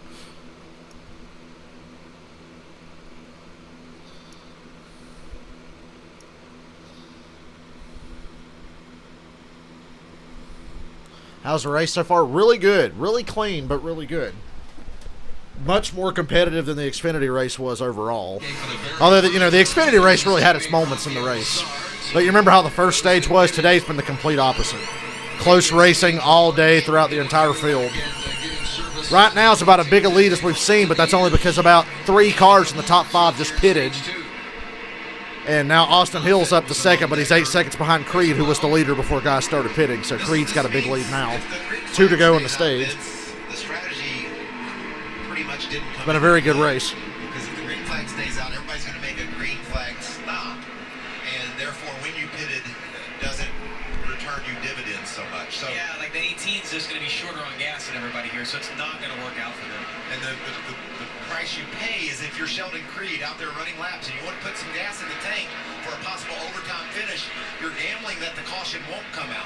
Because right now, if the caution flies, he's going to have to pit. Moffitt pitted as well. And all those other guys will stay out and be set to go to the check route. So that's what the crew chiefs juggle, is trying to figure out how long we stay on the track in order to make sure we got enough gas to be good at the end, and how much do we gamble on there not being a caution. Well, based on what we saw with Brett Moffitt, from dominating stage 1 to then getting back in traffic, Michael, and not getting able to pass, I would want to pit. I would want that track position at the end of the stage, and be in the same position as everybody else on the field. Sheldon Creed looking for some stage points and a playoff point should he win this second stage. And with Creed already having won a race this year, he's going 1 to go in the stage this time. Then the real race starts. It's so hard to balance it. It always seems that way. Today. Yeah. You're like, I'm going to win today, but because if he wins the race, he gets 5 playoff points. it's so hard to kind of balance that out. Is there a problem on that truck? Is Creed slow? Yeah, it looks like he's way off the pace, doesn't it? It's almost like it didn't shift coming out of that last corner. Did Creed just break his transmission? Yeah, he's down on power. Creed with a problem on the final lap. Well, that's not good. That's Austin Hill coming up behind him. It's almost like Now Austin Hill's caught him for the lead. We got a battle for the stage win now. They told him to coast. They told him to coast at the fuel issue on the 2. They told him to coast and kick it back on. Well, he's going to lose the stage.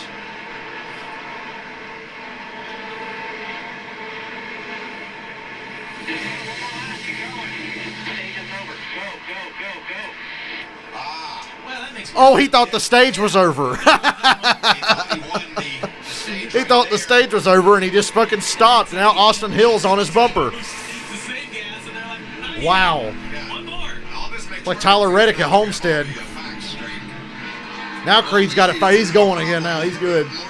Ooh, I thought he broke a transmission or something. Somebody's sitting at home saying, how can you not know the stage wasn't over? Hey, this isn't the first time we've seen something like this. There have been guys thought the race was over before and pulled in.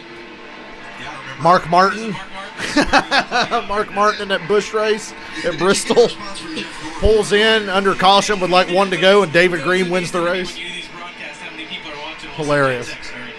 Now, Ernie Irvin walked up to him and said, "Dinner will be ready at 5." So Sheldon Creed looks like he's going to be able to keep Austin Hill. Poor Mark Martin. Never live it down. It's a good thing Mark Martin's a fucking legend. One of my favorite people in racing ever. One of the most unselfish people I've ever seen in racing.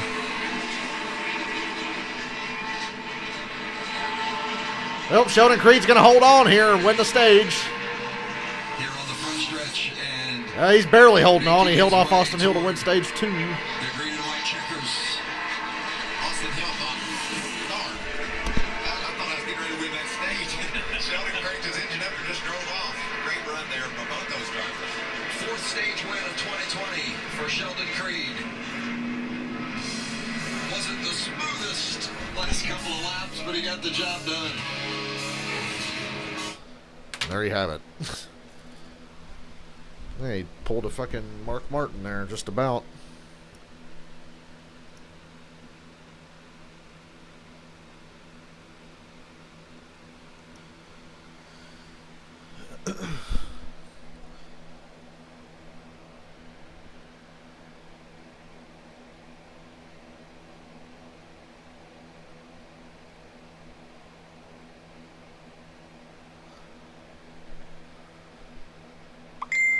Good thing you can't do that in a video game if you forget what lap. Although sometimes when you're playing a racing game, you'll get so focused on like driving the car, you'll forget what lap. I've done that before. The first couple times I raced on the new version of Phoenix, you know, where the old back stretch is now the front stretch, I would get fucking confused. Come off of what is now turn 2 at Phoenix and just let off the gas and be like, oh shit. So yeah, I've done that in a game before.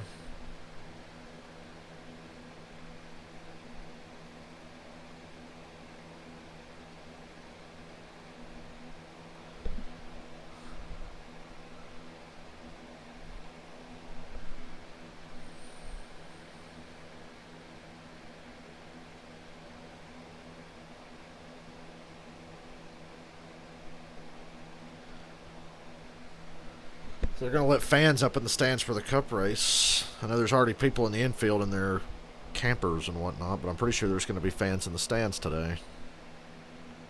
Because Florida's like, what coronavirus? I mean, we've only got one of the biggest death tolls in the country, but fuck it. YOLO. Let them in. At least we're like, what, a month removed from the Bristol All-Star race, and we haven't heard of a big outbreak among the people that went to that race, so... I was really worried at Bristol. Like, especially when I saw Chase Elliott high-fiving people, then I hear him saying after the race he was up in the stands watching the Open, like, fucking hey, dude. All it takes is one jack-off to ruin the whole season for us. It's like that even more in the NFL. We already had one jack-off in Seattle try to ruin the season for everybody. Got lucky there. Is it about to rain here? I feel like it's getting cloudy outside. A little cloudy behind my house because it went from being really bright to where it's just sort of bright outside. Not that I can tell. I go whole days without stepping out of this house. How do I stay so dark? Like, I don't go outside often when I'm not working, but I never get really pale. I'm always kind of tan. I swear most people in my situation would be like pasty white, but I always have some color to me.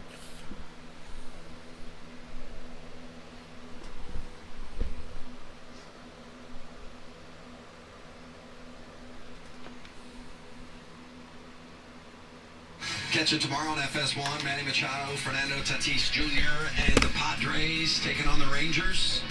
All begins at 9 Eastern on FS1 in the Fox Sports app. I'm so glad you had to say those names.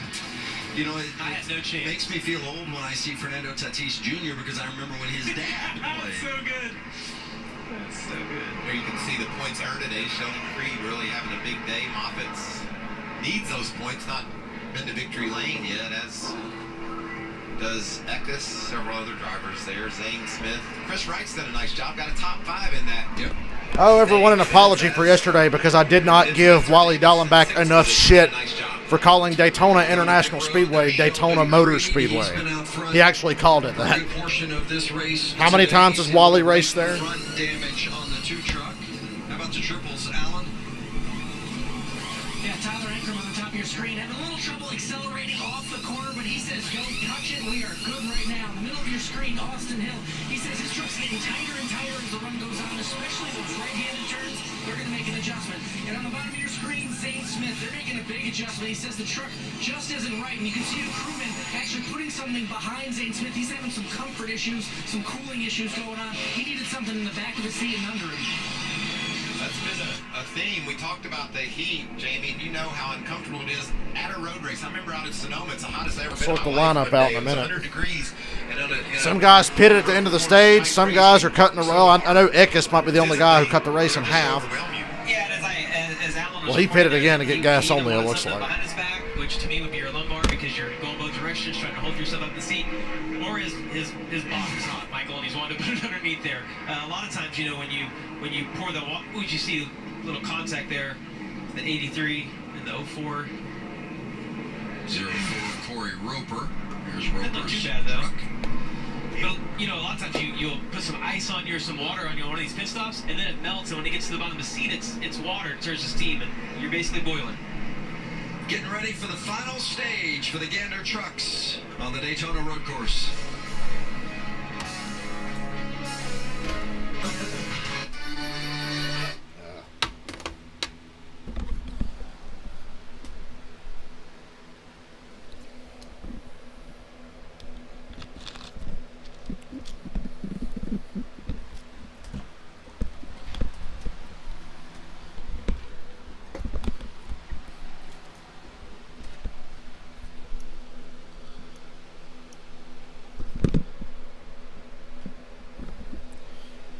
I expect shenanigans in the third stage.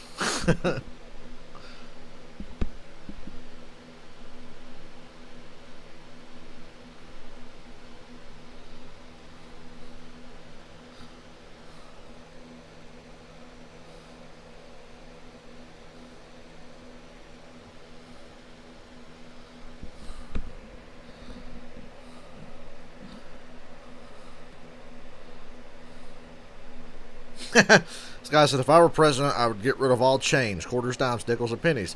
Lance Storm. Love Lance Storm. Canada got rid of the penny a while ago, which was great. With COVID, we've pretty much gotten rid of cash. Well, with the U.S., we're getting rid of all the fucking money because of this bullshit. And we get to watch the rest of the world slowly go back to normal. While we have to sit here and stress over whether or not there's going to be a football season this year for sure. And how long is it going to last?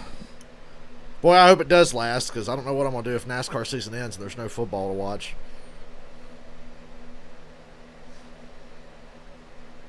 Those weekends would be pretty fucking empty. I might actually have to start watching wrestling again.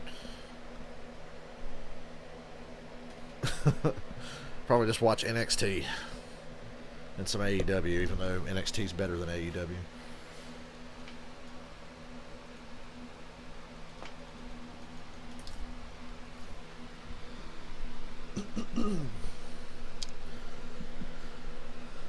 You know, if I gave a flying fuck about wrestling, I would do live reactions to it.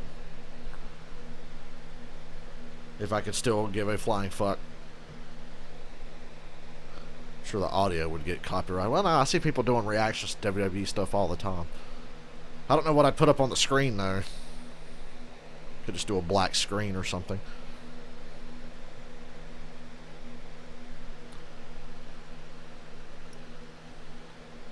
I would garner dislikes from people butthurt that they don't have the fucking WWE network. Good God, people, it's only $10. Or just do what I do, steal somebody else's. Okay, stage 3.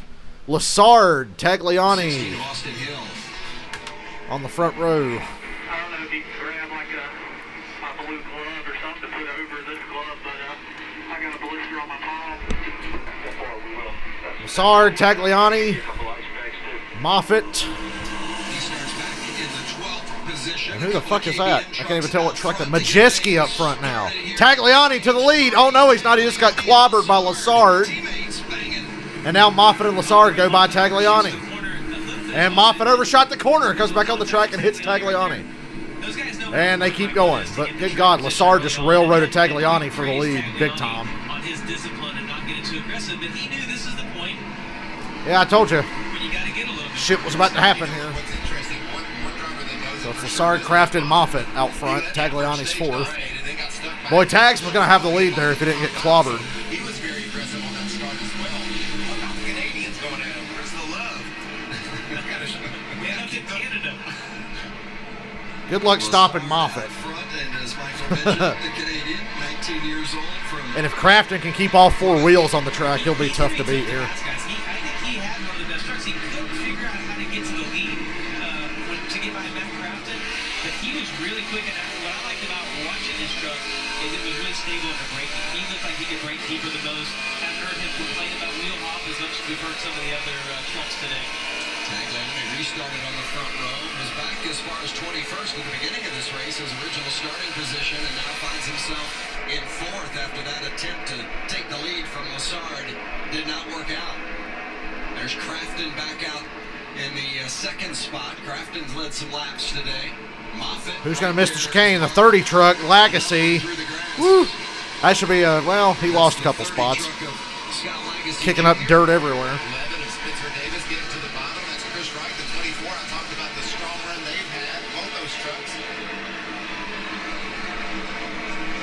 Just outside the top 15. Spencer Davis in that 11 missed last week's race at Michigan because of a positive COVID test. Good to see him back. So you watch Lassard continue to lead the way with 16 laps remaining. And boy, how that would really jumble up the playoff picture if Lassard could finish the job here. He has started this day today 14th in the playoff standings. You know, the 88 has complained about wheel hop a lot. He's good on the short run, Michael. When you watch him, he can be really aggressive on the braking on the short run. I can't wait to see if that truck will hang on. It seemed like he faded as the run went on earlier in the race. Here's that restart to get us going here at stage 3. Banging doors. Lassard was trying to pinch. Tagliani was trying to pinch Lassard down, and Lassard wasn't having any of it. He came out with a lead. That was a great move. Yeah, Matt Crafton did similar to what Brandon Jones did.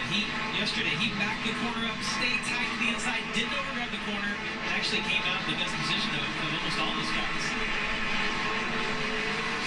Good to see Ty Majeski up there in the top 5 as well. Just behind Tagliani. Also, you see on pylon there, Carson Hosenhard. He's up in the top 10 in the 8th position. And again, the good news, that's the 40 of Carson Hosenhard. You mentioned Hosenhard. Glad I got that in, Vince. Yep. Right before we did the ball. That was tight. He barely made it. 17 years old. He was in the top 10, I promise. First road course experience. There's the 45 going out picture there. You said Majeski. Here comes Tyler Ankrum down on the bottom, making the pass on Zane Smith in the 21 truck. The 18 of Eckes is back there as well. Back up front, Matt Crafton is starting to heat up, along with Brett Moffitt. Rafael Lassard, our young leader. Lassard makes a mistake. He's going to have a couple of veterans jumping on him in a hurry. Crafton and Moffitt right there. Every time we have that camera shot, you can hear all those trucks on the rev limiter leaving that corner. I'm back. Did I miss anything? I had to carry groceries in. Figures. They get back right at the start of stage 3. So I see Crafton is on Lassard's bumper and Moffitt's on Crafton's bumper. So 3 truck battle for the win with 15 laps to go.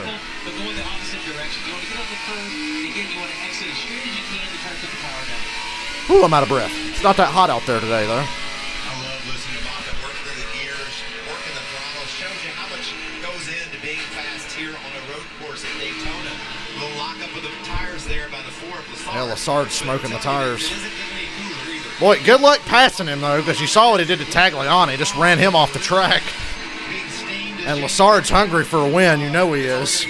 He's got to win. Well, that was not a good corner for Moffitt. Crafton and Lassard gapped Moffitt coming back onto the banking there. And those are issues that, especially in the road course side, you deal with, right? Yeah, and that's not going to get better for Austin Hill. You can put 9 gloves on. That's still going to hurt. The thing that you learn when you do the road courses is you learn what kind of shifter handle you want, a different shape you want. I remember Jeff Gordon, I'd seen him before. Every road course race would have his hand wrapped with tape to prevent that, and that's something that Austin Hill, will learn and will do next. Crafton hit the dirt a little bit there. So did Lassard on the exit of that backstretch chicane. Boy, it's like a yo-yo right now with that lead. 1 minute they're right on top of him, the next minute they're spread back out again. It's time to start thinking about fuel strategy and issues. I went up and asked his crew chief, Sar's crew chief, about it. He says, look, they probably are short without some caution laps. But if this race goes green... Whoa, Lassard missed the chicane. He's got to stop. Crafton takes the lead. Yeah.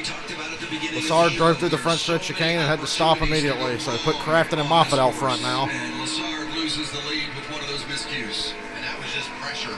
He had a lot And he's all the way back to 7th place now.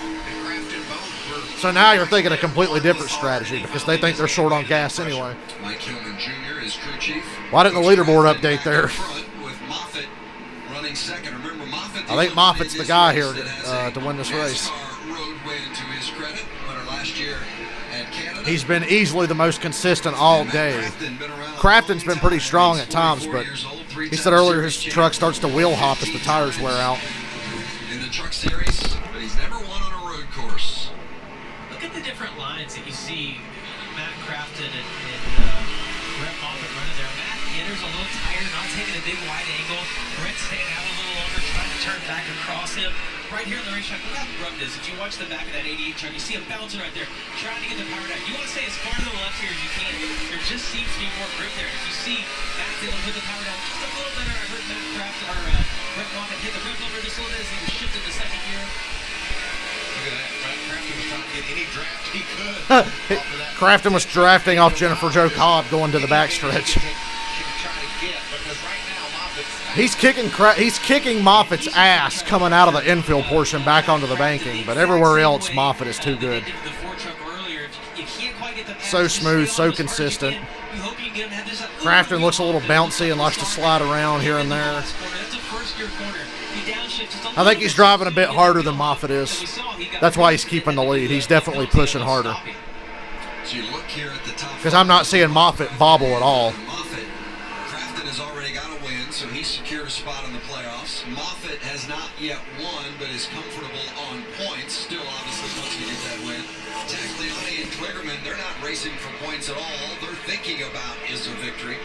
And Creed has a win as well. So, whereas we had Lassard at the top of the pylon a little while ago, and that was really going to throw a wrench in the playoff situation. Boy, I hope something happens with Crafton and Moffitt so Kligerman or Alex Tagliani can win. Just overshot it. Coming back to Daytona. Really, they're not going side by side now. There's only like 12 laps to go. Fucking A. Hey, that was a perfect... We just got the emergency broadcast message from our local cable, and it happened right as they went to commercial, so that's good timing. Glad it didn't happen like right in the middle of the damn race.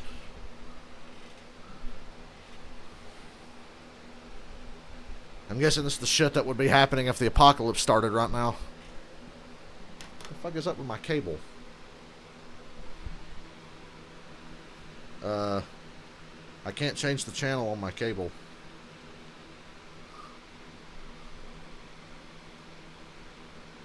Hello? Okay, now it's back. What the fuck was that? After the emergency broadcast thing happened, something else started. Like, put me on, like, channel 11 or some shit.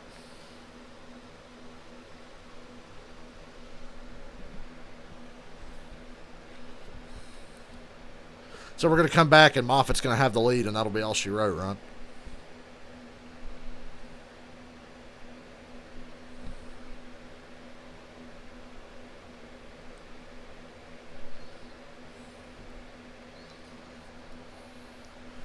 Indy 500 qualifying is on NBC right now for the top 9 positions.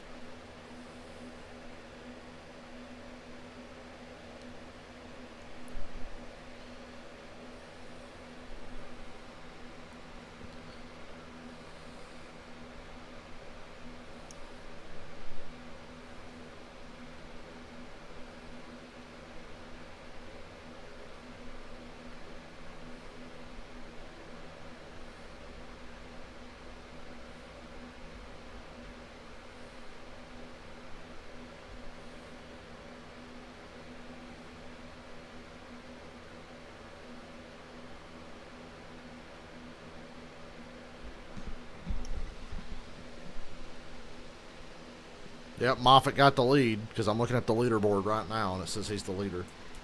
So it did happen during commercial. Way to go, Fox. And without a caution, this race will definitely be over now.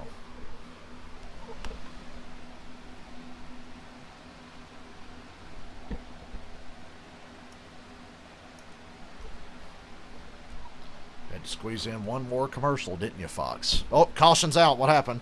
Under caution at Daytona. That changes everything. Not really. 23 of Brett Moffitt. Maybe. Leader as he has gotten around Matt Crafton for the advantage prior to the caution coming out. Stay out. Moffitt back in a familiar position. He's led the most laps today at 13, and here's how he did it. Get it going down the back Right on stretch. his quarter panel as they exited turn 6, and then used just a little bit of side draft. And once you get to this point, if you're Matt Crafton, you kind of have to concede the corner. Because like I said earlier, it's not quite wide enough for you to run too wide through. And I think, Vince, that's the case of the veteran. Matt Crafton was feeling the heat from Brett Moffitt. He didn't want to make the mistake that we saw the rookie Lassard make. He knew that if he kept pushing, he would will hop and slide out and maybe have to take a penalty. So Matt Crafton decided at that point, I'm going to concede this lead for now. Maybe watch some of the things that Brett Moffitt's doing with his lines and see if I can pick up some speed. Well, he's going to get a restart now, guys. So we've seen the restarts get more aggressive all day long, and I fully expect this to be the same. I think we got some radio from Brett Moffitt. That was 8 green flag laps, and we're going to have probably 10 to go to a restart here so you get the right play to come. What was the caution for? They haven't even said what the caution was for. And getting a little bit of gas to get him to the end. Yeah. Stay out. I'm looking for tires as much as anything, which is interesting because we've seen guys get back in traffic and not be able to advance, but apparently those guys feel like that's going to be their best play. And remember, the trip, see it over there on the left of the truck, of the spoiler? We're going for an extra 50 grand for these teams today. This is huge. What call do you make to try to put yourself in the best position? I don't know. There's those new tires. As a driver, I want them. Generally, the crew chief wants to leave you out there so he can keep Double Zero slowed. Oh, wait, that's just normal. Like code between those guys. They're trying to snooker everybody else. You never know today. Yeah, but he's first, so he can't fake anybody out. You saw the 0-0. That's Josh Rayom. Remember, Rayom replaced Bobby Kennedy. Driver relief. Kennedy fell ill during the course of the race. And now the truck is ill. I was thinking the same thing. We're not They're so funny. Here comes Moffitt or not? Moffitt's pitting. Crafton stays out. That's a tough call. Creed stays out. With him, though, that's Ankrum stays out. If I was coming, I would Eckes stays out. everyone to follow me, and they're going to be in an okay position here. Yeah, it looks like Moffitt's going to restart about 6th or 7th at worst. Maybe still top 5, but a few trucks did stay out here. I like staying out, but Moffitt can almost do whatever he wants because he's so good today.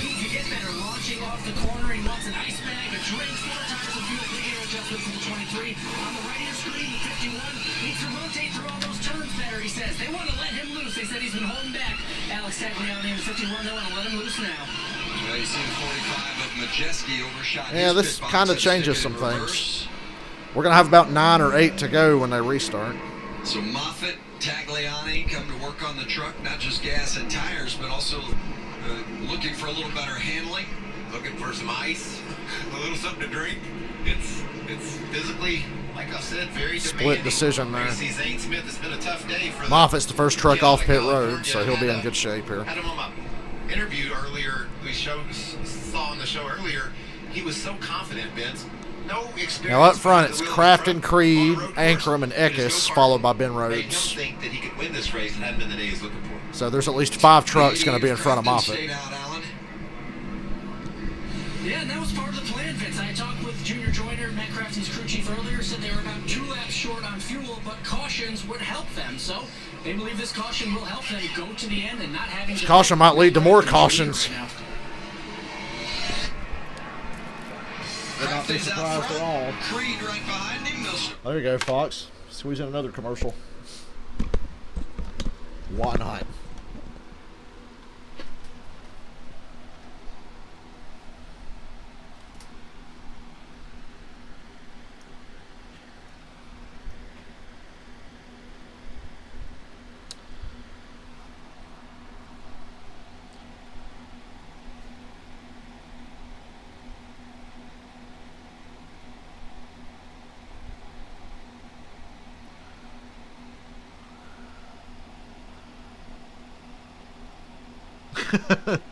On the NASCAR Fantasy Live, it has Chase Elliott listed as the previous winner for the Daytona road course. Don't think that's true, guys. Wouldn't surprise me if he won today, though. This would be 3 straight road course wins for Chase.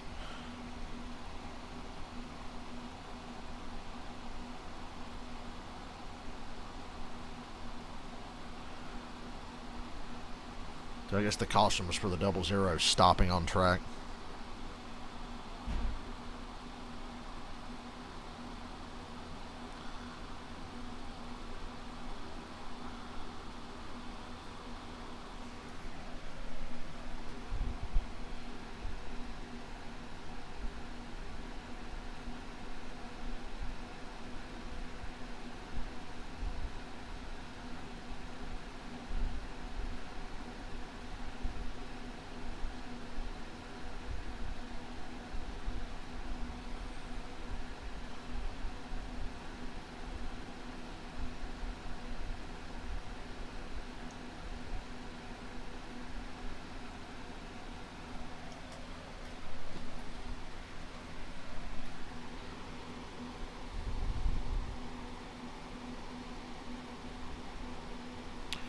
Natalie Dicker says her back feels like it's on fire, and the team has told medics to be ready to treat her after the race. God, there's a lot of people getting blistered and just straight up burnt in there today. I hope the Cup guys are prepared. I'm sure they are.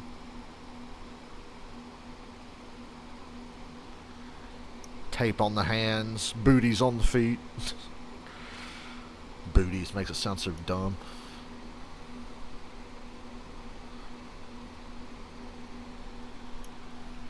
All right, we're going green this time. Crafton, Creed, Ankrum, Eckes. Here we'll have 10 laps to go for the Gander Trucks at Daytona. On the road course, Matt Crafton and Sheldon Creed elected to stay out. They weren't alone, but most of those behind them came and got gas and tires. They go back to Moffitt in the 9th spot. 10 laps to go. Got a little bit of a buffer. Yep. Moffitt is 7th. 6 trucks are in front of him on old tires with 10 laps to go. Outside line stalled. This is good for Moffitt. They stalled a little bit. Not as much as it looked like they were going. It looked like they were just going to stop. Sheldon Creed trying to squeeze in for second. Well, this might work out for Crafton, because Moffitt's going to have to work to get through In here. the last 2 days, that's been the best restart, Ooh. especially late in the race that we've had. Oh, see a little God, Moffitt's just looking for a place to go. He has nowhere to go. And get off into the grass. And Now I get back on track. that is too 3 bad. wide. Moffitt, Sauter, Ben Rhodes. There we are, 3 wide. Moffat got by, well, he's side by side with Rhodes now. Moffat has to make something happen quick. Crafton's good enough to get a big lead here. Moffat's going to bank on holding on the outside of Rhodes here coming out of the second horseshoe.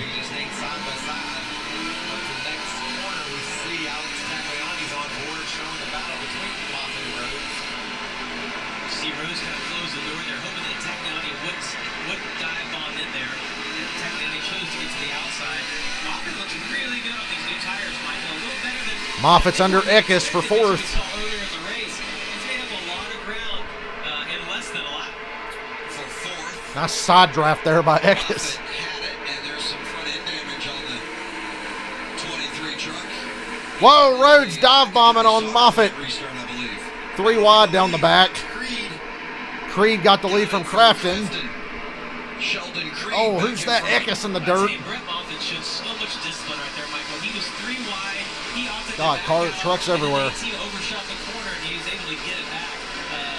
Ben Rhodes had made a 4 So wide. Creed's in the lead So now. much Crafton discipline. second, Ankrum third, Rhodes 4th. 10 to go. The aggression meter has gone up significantly. Yeah, I'd say they're racing a lot harder now. Tagliani's got a right rear tire rub. That's concerning. It might only be on the high banks where there's the most travel, but he had a little bit of tire rub. 51 is Alex Tagliani, the Canadian who has so much road course 9 laps to go. experience, never won in the That lap did not go very well for Moffitt. He's 4 seconds behind Sheldon Creed now for the lead. This battle, things are going haywire. That was not ideal. All over one another. It was Sarge shot it down in there to get to the outside of the 51. All three of the Kyle Busch trucks right there. There's the 51 of Tagliani looking back at the 4 of Lessard, and just ahead of Tagliani is Christian Eckes. Haven't talked about Brandon Finger all day, but he's sticking his nose into that mess. Yeah, they had an issue earlier where we thought it was an electrical issue. They found a loose wire. We're able to get that repaired, and Finger has raced his way back into the top 10. As you see Rhodes trying to hang on to 4th. Big challenge. They were in the same position one lap ago. And Brett was able to clear him. Oh, wheel hop. Really good wheel hop there. They're about 23. Rhodes is doing a good job of getting him off its way. I'll tell you that much. Really good job. Tom Majeski got spun around. I hope he's not stalled.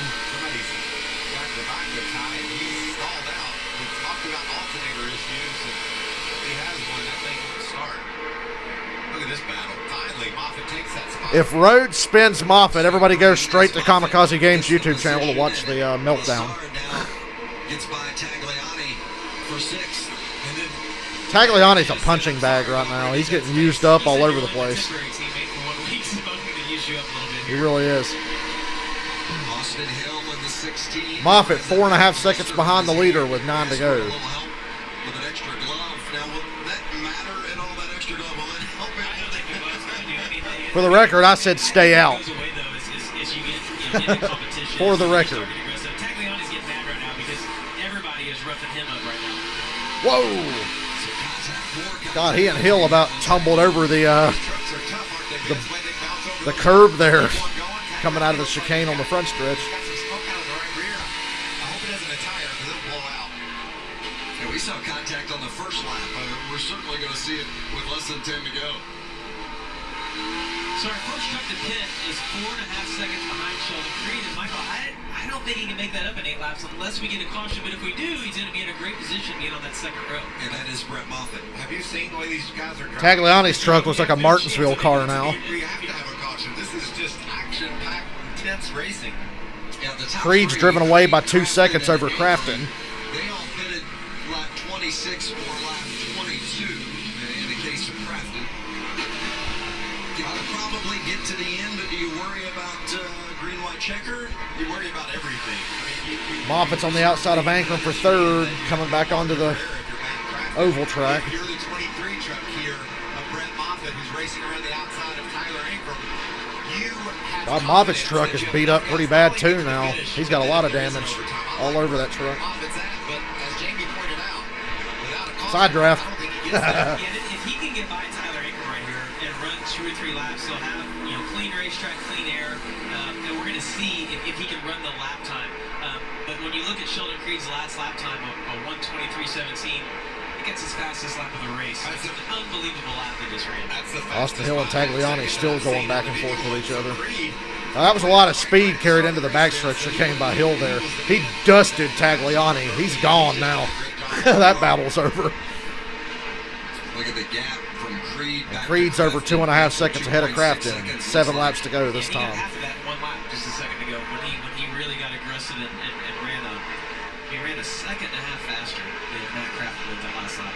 But if I'm Crafton right now, considering the fuel questions, maybe you're short shifting a bit. Maybe you're saving a little bit of fuel to try to make sure you get to the end. And, nothing really gained by hammering down on Creed. Creed was faster past him. Maybe Oh, we got a conservative big here. spin there. Who was that?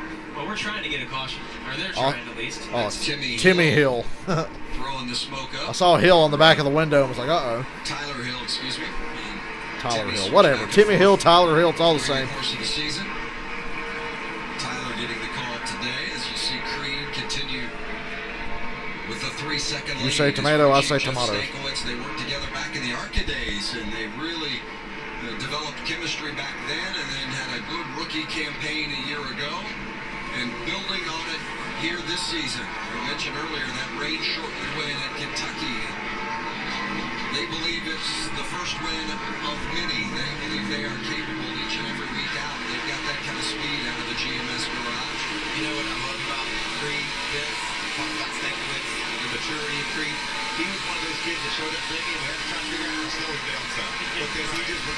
Battle for second now, Moffitt and Crafton. 7 laps. Can you make that up in 7 laps, Moffitt? 4 seconds. Over 4 seconds, actually. Consistent racer. It's just part of the maturation process, isn't it? Yeah, I gotta say, I mean, to be able to win at a road course in a NASCAR series when you run mainly, ovals, that says so much about your ability. I mean, everybody wants to go well on a short track, on a super speedway, on a mile and a half, and you only get a few shots on a road course. And to be able to do that, I think that's a huge accomplishment. Moffitt pressuring Crafton for second. But you see on the screen, they are 4 seconds behind Creed. But Crafton, Moffitt was the fastest truck on the track last time, Guy. God, it's frustrating for Moffitt, I can tell. Watching, you're faster than the guy in front of you, but he's slow enough to slow you down on corner entry. And then he's able to drive away from you on corner exit. You're just like, ugh. You just want to hurt somebody. Sheldon Creed for the win. I'll be interested to see when Moffitt clears Crafton.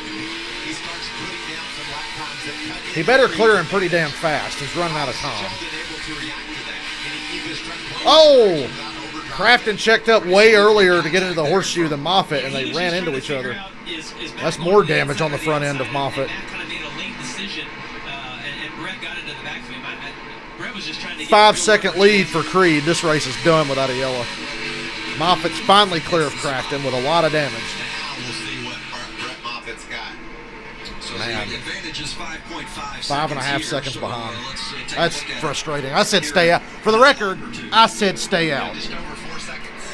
I was right. You should have stayed out. If you look, it looks like he's trying to go to the inside, and then Matt's like, oh, I don't know where I'm going to go. And Brett knows that he's got to clear him because he's trying to catch Sheldon. That's just some more damage to that nose that you pointed out. He ran into Michael some more on the restart, and now he just runs over Crafton. Hope that thing's tough. And on the super speedway sections of the track, that arrow makes a difference, doesn't it? Yeah, I don't think handling's going to matter, though, on the, at the Roval, it's such a tight radius, it was hard to run wide open around turns 3 and 4, but here it's such a big radius, I would say more of a drag concern than a handling issue. Dylan's here. Oh, Derek Krause has big damage. And he's really slow. He's stopping. Uh-oh, that's going to bring out a caution. This is going to bring out a caution. Krause is stopped right in the middle of the track. So this would be a full course caution if he is unable to fire that back up, but we are still under green. The 23 is screaming on the radio right now. That's got to be a yellow, That kind of sums up our day, doesn't it? It's the way that truck looks. which is good for Matt Crafton's fuel mileage. Pushing and shoving right now. NASCAR's hosing. Caution's out officially. There it is. And there it is. All right. Caution with 5 laps to go. 5 to go. Creed, Moffitt, Crafton, Ankrum, and Lassard, the top 5. What Sheldon Creed did not want to see. And what all of us wanted to see, including everybody who want to see this next restart. Chad Norris, the crew chief for Brett Moffitt. How fun has this been, man? It's so cool to see these guys understand how to attack this racetrack, make a plan, strategy that's gone into everything. See the back end of our leader is all bent up. Front end of second place is all bent up. Yeah, and I think the best part of the race today is that we've got the 2 best trucks are going to start on the front row for the final restart. And we really haven't got to see those guys go head-to-head. Alan? Well, you guys were talking about the crew chief for Sheldon Creed of the 2 truck there, Jeff Stankiewicz. He told me, look, GMS, they also have an ARCA team. Moffitt's had the best truck all day. On Friday night with Sam Mayer and But he company. pitted under the last caution. About 6 trucks stayed out, and he's got a lot of damage now. But he's back up to second. But he was 6 seconds behind before this caution come out. For the record, I said stay out. I was right because he was getting his ass kicked. But now he's going to win now. So Well, Creed, remember, Creed finished caught this 4th caution. last year in Canada. Started from the rear. I mean, yeah, so the fact it's that gotten he that way at has the had end. a strong Not as crazy as run, Xfinity race, but a lot cleaner and a lot more competitive. It's been a better race, I think. Just cleaner. Which lets you know that the talent level in the Xfinity series is so bad, but trucks is actually pretty good. His background's so not what you think you want to be good on the road course with, jumping the stadium trucks and being off-road. But he has done an incredible job at the road course, as you mentioned, running 4th last year in Canada and being a contender here today. What about that, Jamie? You used to race a truck, right? Look what I control my screen now. Right. Just don't jump this one, please. Keep this one on the ground. Yeah, he ran the Stadium Super Trucks. Better than a blue screen. Yeah, right. Finished second and third in the 2 days there. Well, we've torn up some equipment today. Well, if there's lightning delays, we'll play NASCAR Heat on the PC, I Will guess. they be any cleaner on Friday? The Gander Trucks at Dover. Only 4 remaining before the playoffs. They'll be tested on the Monster Mile. All the action Friday at 5 o'clock Eastern on FS1 and the Fox Sports. The first stage in the Xfinity race, there was like 30 seconds between cars, not even kidding. Cindric had like a 20-second lead. Second was like 20 seconds back, and behind that was like at least 18 to 30 seconds behind. Everybody was just like lost. And I was like, man, there's only 3 drivers that know what they're doing. Briscoe, Cindric, and Allmendinger. Everybody else didn't have a fucking clue yesterday. And Briscoe got fucked at the start of the race because he had rain tires on, but the track had dried too fast. Nobody had anything for Cindric. Not even Allmendinger. Fuck if I know. I'd say Chase Elliott or somebody like that, yeah. He's been aggressive on the restarts. He's going to be fun to watch. Somebody that's good at road courses, so I'll say Chase. To make the playoffs. I mean, he is in that must-win situation. He's starting up front. If I'm in his position, though, guys, I'm not going to overdrive turn 1. I'm going to count on Without that onslaught of bullshit cautions last year, Harvick would have won the Roval. He came from 7th to the lead on that last restart. That's the position I want to. That's what I want to put myself in. Jimmy Johnson points there on the left-hand I side. wish. Playoff points, the bubble picture with Derek Kraus and Todd Gilliland straddling it. Kraus 1 to the good. Gilliland 1 point out after starting the day. 29 to the good was Todd Gilliland at the drop of the green flag. Yeah. Tyler Reddick. Gotta get your breath and understand that this is going to be intense. Survive the first couple of corners. Try to stretch it out the best you can. Ryan because Newman. There's going to be contact. This does help Matt Crafton's fuel situation, though. They've got to be feeling a little bit better. I don't think Nah, they're it's a in road position course. He for, sucks on road. I'll say Busher. Or a green-white checker, but this definitely is helping those guys. I say that because I've seen Busher win on a road course before. And Matt Crafton's a lonely man. You got most Mid-Ohio in the Xfinity Series. 22, and he's shutting that engine off and coasting, but that's a risky game too. I remember a road race. This is good for Crafton, but he's still not going to win. His engine off leading the race. Probably 3. They'll probably turn the lights off here and restart with 3 to go. One of my cars. Well, maybe not. They might just restart with 2 to go. They're going to commercial. Gonna come back for the Yeah, he pitted and 6 guys had stayed out, and I was like, bad move, bro. And they slowed him down just enough for Sheldon Creed to get out to a huge lead.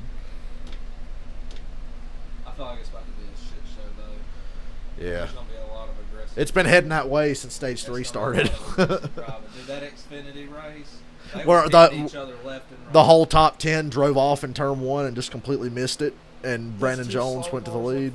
Yeah, the police stand cars had to get up front and get on TV. Dude, I was like, what are y'all doing? Yeah. That kind of made me mad.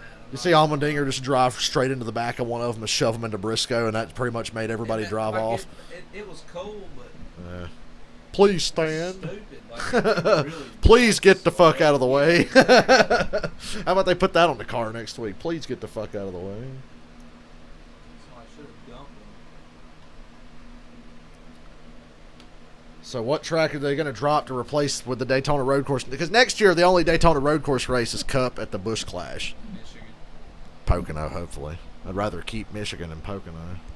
Michigan's just starting to get good again because the fucking track's aging in. I'd rather lose Pocono than a Michigan race.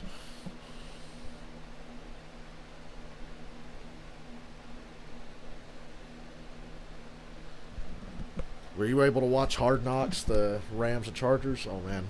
It's crazy what they're having to do just to, like, have a season. Having to get tested, like, every other fucking day.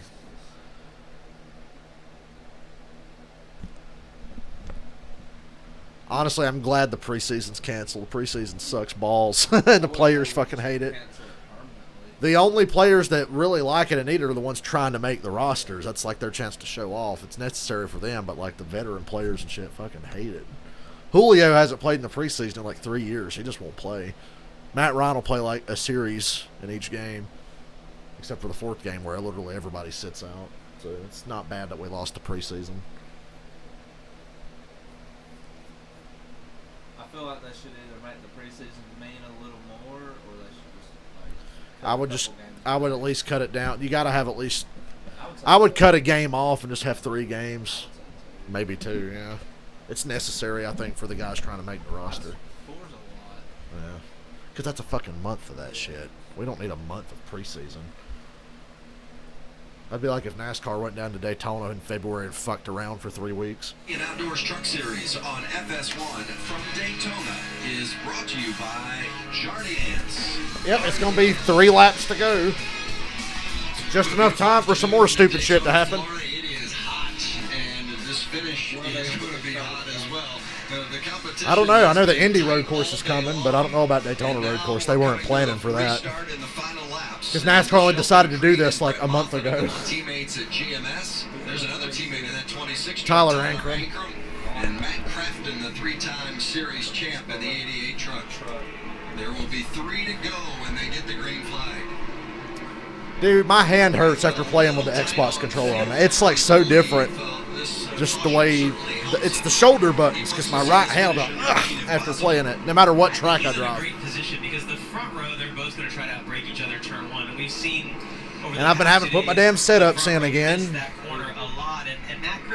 I should just not do any races, go through the tracks, get them over with, then start racing. But I've done like 9 or 10 races, so I've got some in. 3 to go. Creed, Moffitt, Crafton, and Ankrum. How hard is Moffitt going to drive into 1 on the outside here and just try to get the lead now? His truck is beat to shit, though. He's got 8-lap fresher tires, though, than Sheldon Creed.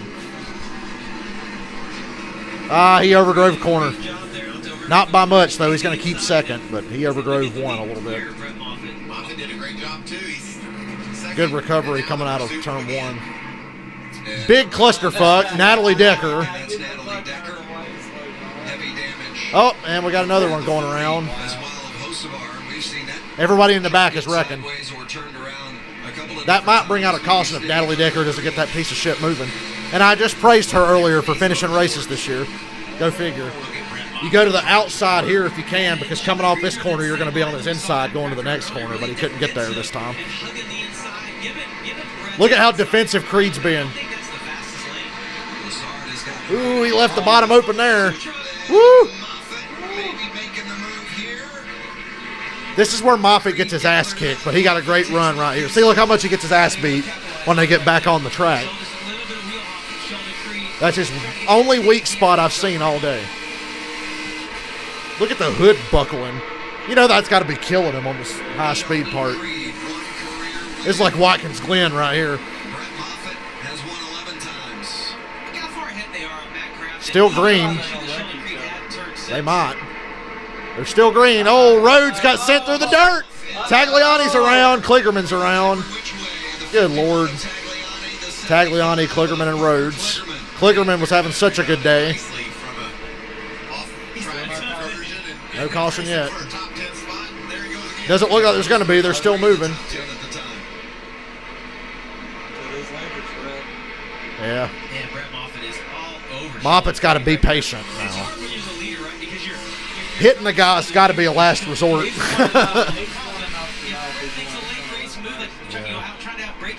Creed's really good, too. I'm really impressed with what Creed's doing. They got a replay from Tagliani's onboard of what happened over there. Tagliani has been a punching bag for the last, 20 laps. He's been getting knocked around all day because he's part-time, so the guys just ain't showing him any respect. They're just running him over. Caution's out now. Hocevar couldn't get his truck going. Well, and they're gonna. It's going to overtime. That's bad news. Crafton's got to pit now. Crafton probably has to pit. Side by side. Oh, I don't know. I don't know if he's going to beat the Jamie, this is going to get. The only guy that's good on gas is Moffitt. I don't know if they can beat the 2. I don't know if we're going to get 2's going to run out of gas. Now that it's going to overtime, he'll probably run out of gas. It's going to take to get this thing done with these guys all stacked up together. And now I'm nervous about Matt Crafton because even though we've got to have some caution laps, depending on how long it's going to take to get back to green. At this point, a lot of these guys are just going to try to make it.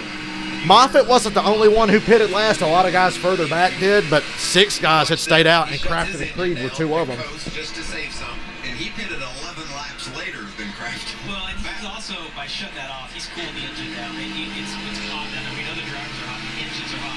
We've seen some of the trucks overheating from the grass on the grill. Yeah, this is going to be an overtime now. That was 2 laps to go. Quite a bit under caution. And there's Hocevar. Damn, Hocevar's in rough shape. I think he's hot. I think looking at that looks like he's just fatigued from the heat. Jesus Christ. And, dude, these Cup cars are sealed up solid. Guys are going to be falling over after the Cup race. That's why it needs to rain and get a little cloudy later. Because them Cup cars, they have no side windows in the trucks. That gets air moving around in there. The Cup guys are going to be miserable. Yeah, this is going to be rough. This vehicle that's 130, 140 degrees. Then you put a helmet on. Then you put seatbelts on, and you pull the seatbelts tight. Yesterday, when third place car was 30 seconds behind the leader, I said, "What is this? 1973? Like, what the fuck?" They were like miles between cars in that first stage. Then once everybody learned the track, it got a lot better. They really needed practice. I was impressed with the truck race. They've been racing hard, close together, not being stupid all day. I just think there's a lot of morons in the Xfinity Series. Is in the 3rd position.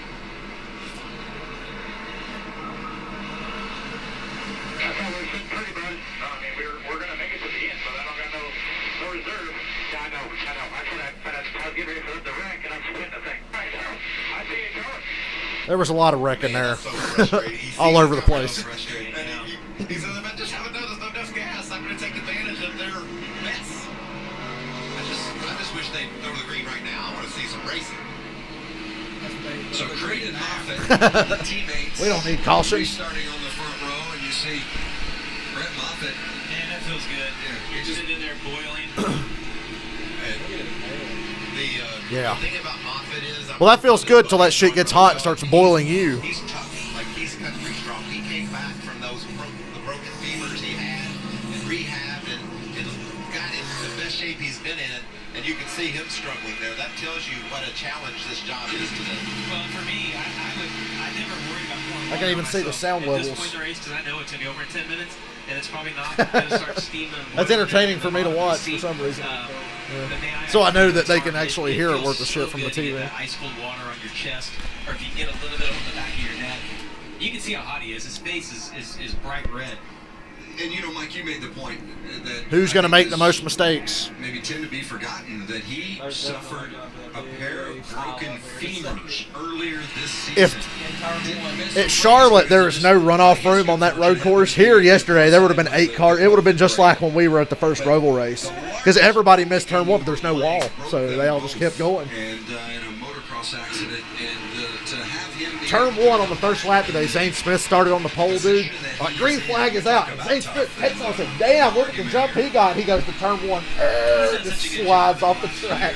And I said, yeah, no wonder he got a big start. He just completely drove off the corner. You think about his diet and his training.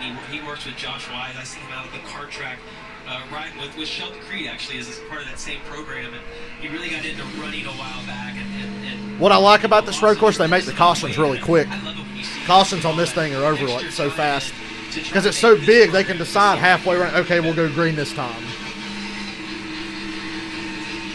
It's not like Road America and other places where they just ride around for 30 minutes. We had a caution at Road America last week that lasted 28 minutes. 28 minutes. I think I want to be on that front row. I know I've got my destiny in my own hands. I can pretty much dictate how I get down into turn 1 without having to worry about someone in front of me. So I want to be up front, especially if I'm Moffitt. His fuel load is totally in a good spot. I feel like Moffitt should be able to, but Moffitt's so beat up. I don't know if that's hurting him or... Moffitt's been the man all day. Moffitt's having to work a little harder for it than he should have because they shouldn't have pitted. But the good news is it's going to overtime, and they know they can make it. Yeah. That's the trade-off. He can make it on gas, definitely. But his truck is just beat to shit. Yeah, they're going green this time. I like Moffitt a lot. I've always liked Moffitt. And he's going to try to get to the outside of Creed. He knows that Creed didn't outdrive the corners, change that up a little bit. You see Allmendinger and Allgaier almost getting a fight yesterday. Allmendinger totally called his bluff. He didn't flinch at all. He was just looking at him like he took his helmet off and everything. Did you hear Allmendinger when Allmendinger goes, "Yeah, I'm fucking sorry. I made a mistake. You make a lot of them." And I was like, "Ooh." Don't forget, last week at Michigan, it was That race at Michigan was straight up retarded. The race ran into a baseball game, so on the last 2 laps there were 3 wrecks, and NASCAR didn't throw a single caution. They just wanted to get the race over with to get to the baseball game. So there was like cars parked on the apron, tore up, and that's what. Nope, stay green. They did that shit at Bristol in the Cup race this year, if you remember, when Logano and Chase wrecked. That should have been a caution, but they were like, nope, we got to get the hell off the air. Yeah, Michael, it makes sense Moffitt was the favorite to win. I liked him and Tagliani today, but Tagliani's pretty much screwed now. He's not even in the top 10 anymore. Stuart Friesen's 11th. Am I reading that right? They got Friesen listed in 11th. On the scoreboard, I don't see him on the track. Yeah, Stuart Friesen's 11th. Wow. Safety and promoting safety and cycling. He does a great job with that. Marco Andretti wins pole in Indy. NASCAR overtime, the first to Might take a couple. Sheldon Creed and Brett Moffitt on the front row. I'm a fan of overtime. This is good. 2 laps to go. Shit yourselves. No advantage on the break there, Jamie. Yeah, we saw Kraft actually push Sheldon Creed on the previous You'd be surprised at the momentum you can carry around the outside of this corner if you hit it right. You can't overdrive it though. Wow. Oh, he carried. He's got this. He's in good shape now. He's in good shape now. He's probably gonna have to hit him. Go to the outside. 24 is off the track in the back. That won't be a caution. Did you see Gregson wipe out on this part of the track? That was fucking amazing, dude. He was carrying so much speed. Yeah. Riley Hurst spun out like 5 times yesterday. Oh.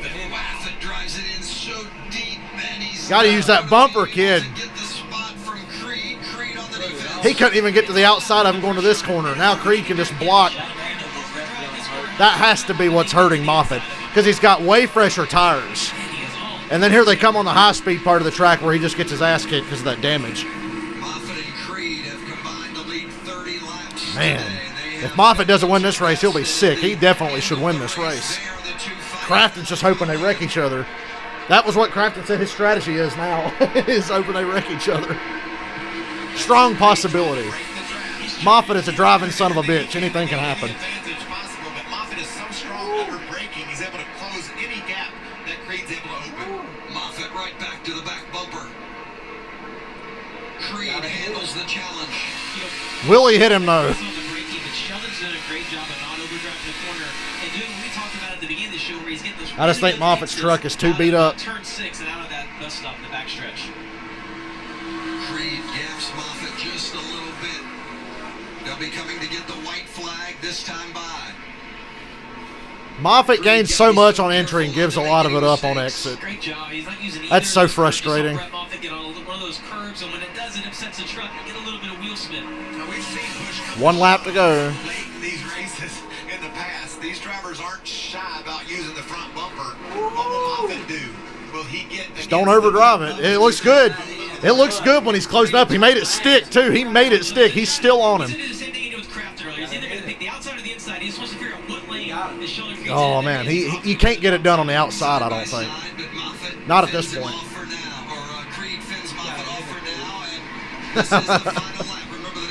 They're bumper to bumper, man. Lassard's under Crafton for 3rd. That could be the battle for the win. We don't know yet. Wow, this is just precision driving by both of these competitors. You know, I'm always the guy saying don't wreck people, but when it gets down to it, I'm like, hit him, hit him, hit him. I'm always the first one to be like, hit him. You got to hit him. I don't think he's going to get a chance now. That was his best chance, and he blew it. He's raced him clean, though. I can't hate on him. Well, there's still half a lap to go. He's raced him clean now. Creed looks like he's going to make it on gas. I feel like that lost Moffitt the race right there. That corner of the racetrack loses him the race. It's been holding him back ever since he got all that damage. He just needs to forget Creed's even there right now, right, Jamie, and just nail this bus stop so he can get that momentum going to the next chicane. Sheldon got another really good exit. Sheldon did a great job of not overdriving. That's a done deal right there. To me, it looks like. Great job by Sheldon Creed. Moffitt, the 2018 series. That is frustrating for Moffitt because he had the best truck all day. Second full-time season in the Gander trucks. And he's I said stay out. get through this point. Last corner. Not a mistake. Yep. Sheldon Creed That's with a over. win. Came in a rain-shortened event at Kentucky. No rain today in Daytona. Creed takes the checkered flag. Sheldon Creed wins, and somebody was wrecking on the front stretch back there. But Sheldon Creed wins. I would have made the right call today. I said stay out. And that won the race. I get a call right every now and then. Oh, Eckes got tore up. He'd been a weapon all damn day. Eckes had been all over the place in this race. Road racing experience like we went out in the top, but big crash in the final chicane. And credit to Moffitt. He could have just flat out plowed through Sheldon Creed a couple of times. Yeah, Friesen got 10th. Moffitt could have destroyed Creed if he wanted to, but he raced him clean. He raced him clean. Those know that he is okay as you see him climb out. That's some really green grass. Heavy damage by the 18. Eckes led 3 laps today. He's tired. I'd say when he stood up, the heat got him. Yeah, as I say, it's so hard to tell. Eckes got out of his truck and was staggering. He's still staggering. He might fall over. Exhausted from the heat. You can see if Fuck. he's stable on his feet. I would lay down Yeah, I think it's just hot. for sure. Eckes can barely stand up. I think you guys made You think the Cup guys are watching this going great? Because they're, like I said, their cars are sealed off solid. There's not going to be any air flowing in them Cup cars. from a few of the drivers today. He blocked again. What did I say all day? Eckes did that shit all day. He would just cut across people right there, and he finally got wrecked for it. He cut across Friesen and got wrecked. That was like the 5th time he's done that today to somebody, and he finally got what he deserved. That W line's on play today, guys, so you can go below that. And it looks I said it at the start of the race. He's got to chill out with that shit. He was doing it all I day. don't think anybody to be mad about that. I think Christian's just spent right now. I hate to hit that storm drain there. I bet that would do a lot of damage to the car. You just want to get out. I think that's what flipped Ryan Newman in 2003. I think he hit the fucking storm drain, if I remember correctly. He's walking under his own power. He has had such a good season. Yeah. Firmly part of that playoff group, even though he hasn't won yet this year. We'll hang around for a few interviews. If anybody's still standing to give an interview, He had some tape and a bandage around for that. God's sake. Apparently, even though he hadn't run on a road course, someone gave I bet Creed feels good right now. That's a stop and go penalty. Helping all those boys out. Dude, Chastain shows you how to do it. If you think you're going to miss the chicane, just fly straight through it. Because if you go, oh shit, try to make it, then you still got to do a stop and go. So just fly through that shit, then stop, then keep going. Don't be like, just come in. I'm going to miss it, so I'm just going to go straight through it. And then do your stop and go. That's usually what winning at Daytona looks like. That's exactly what I was Dirt on the track, a nose stuck there. Yeah, it looks like Daytona to me.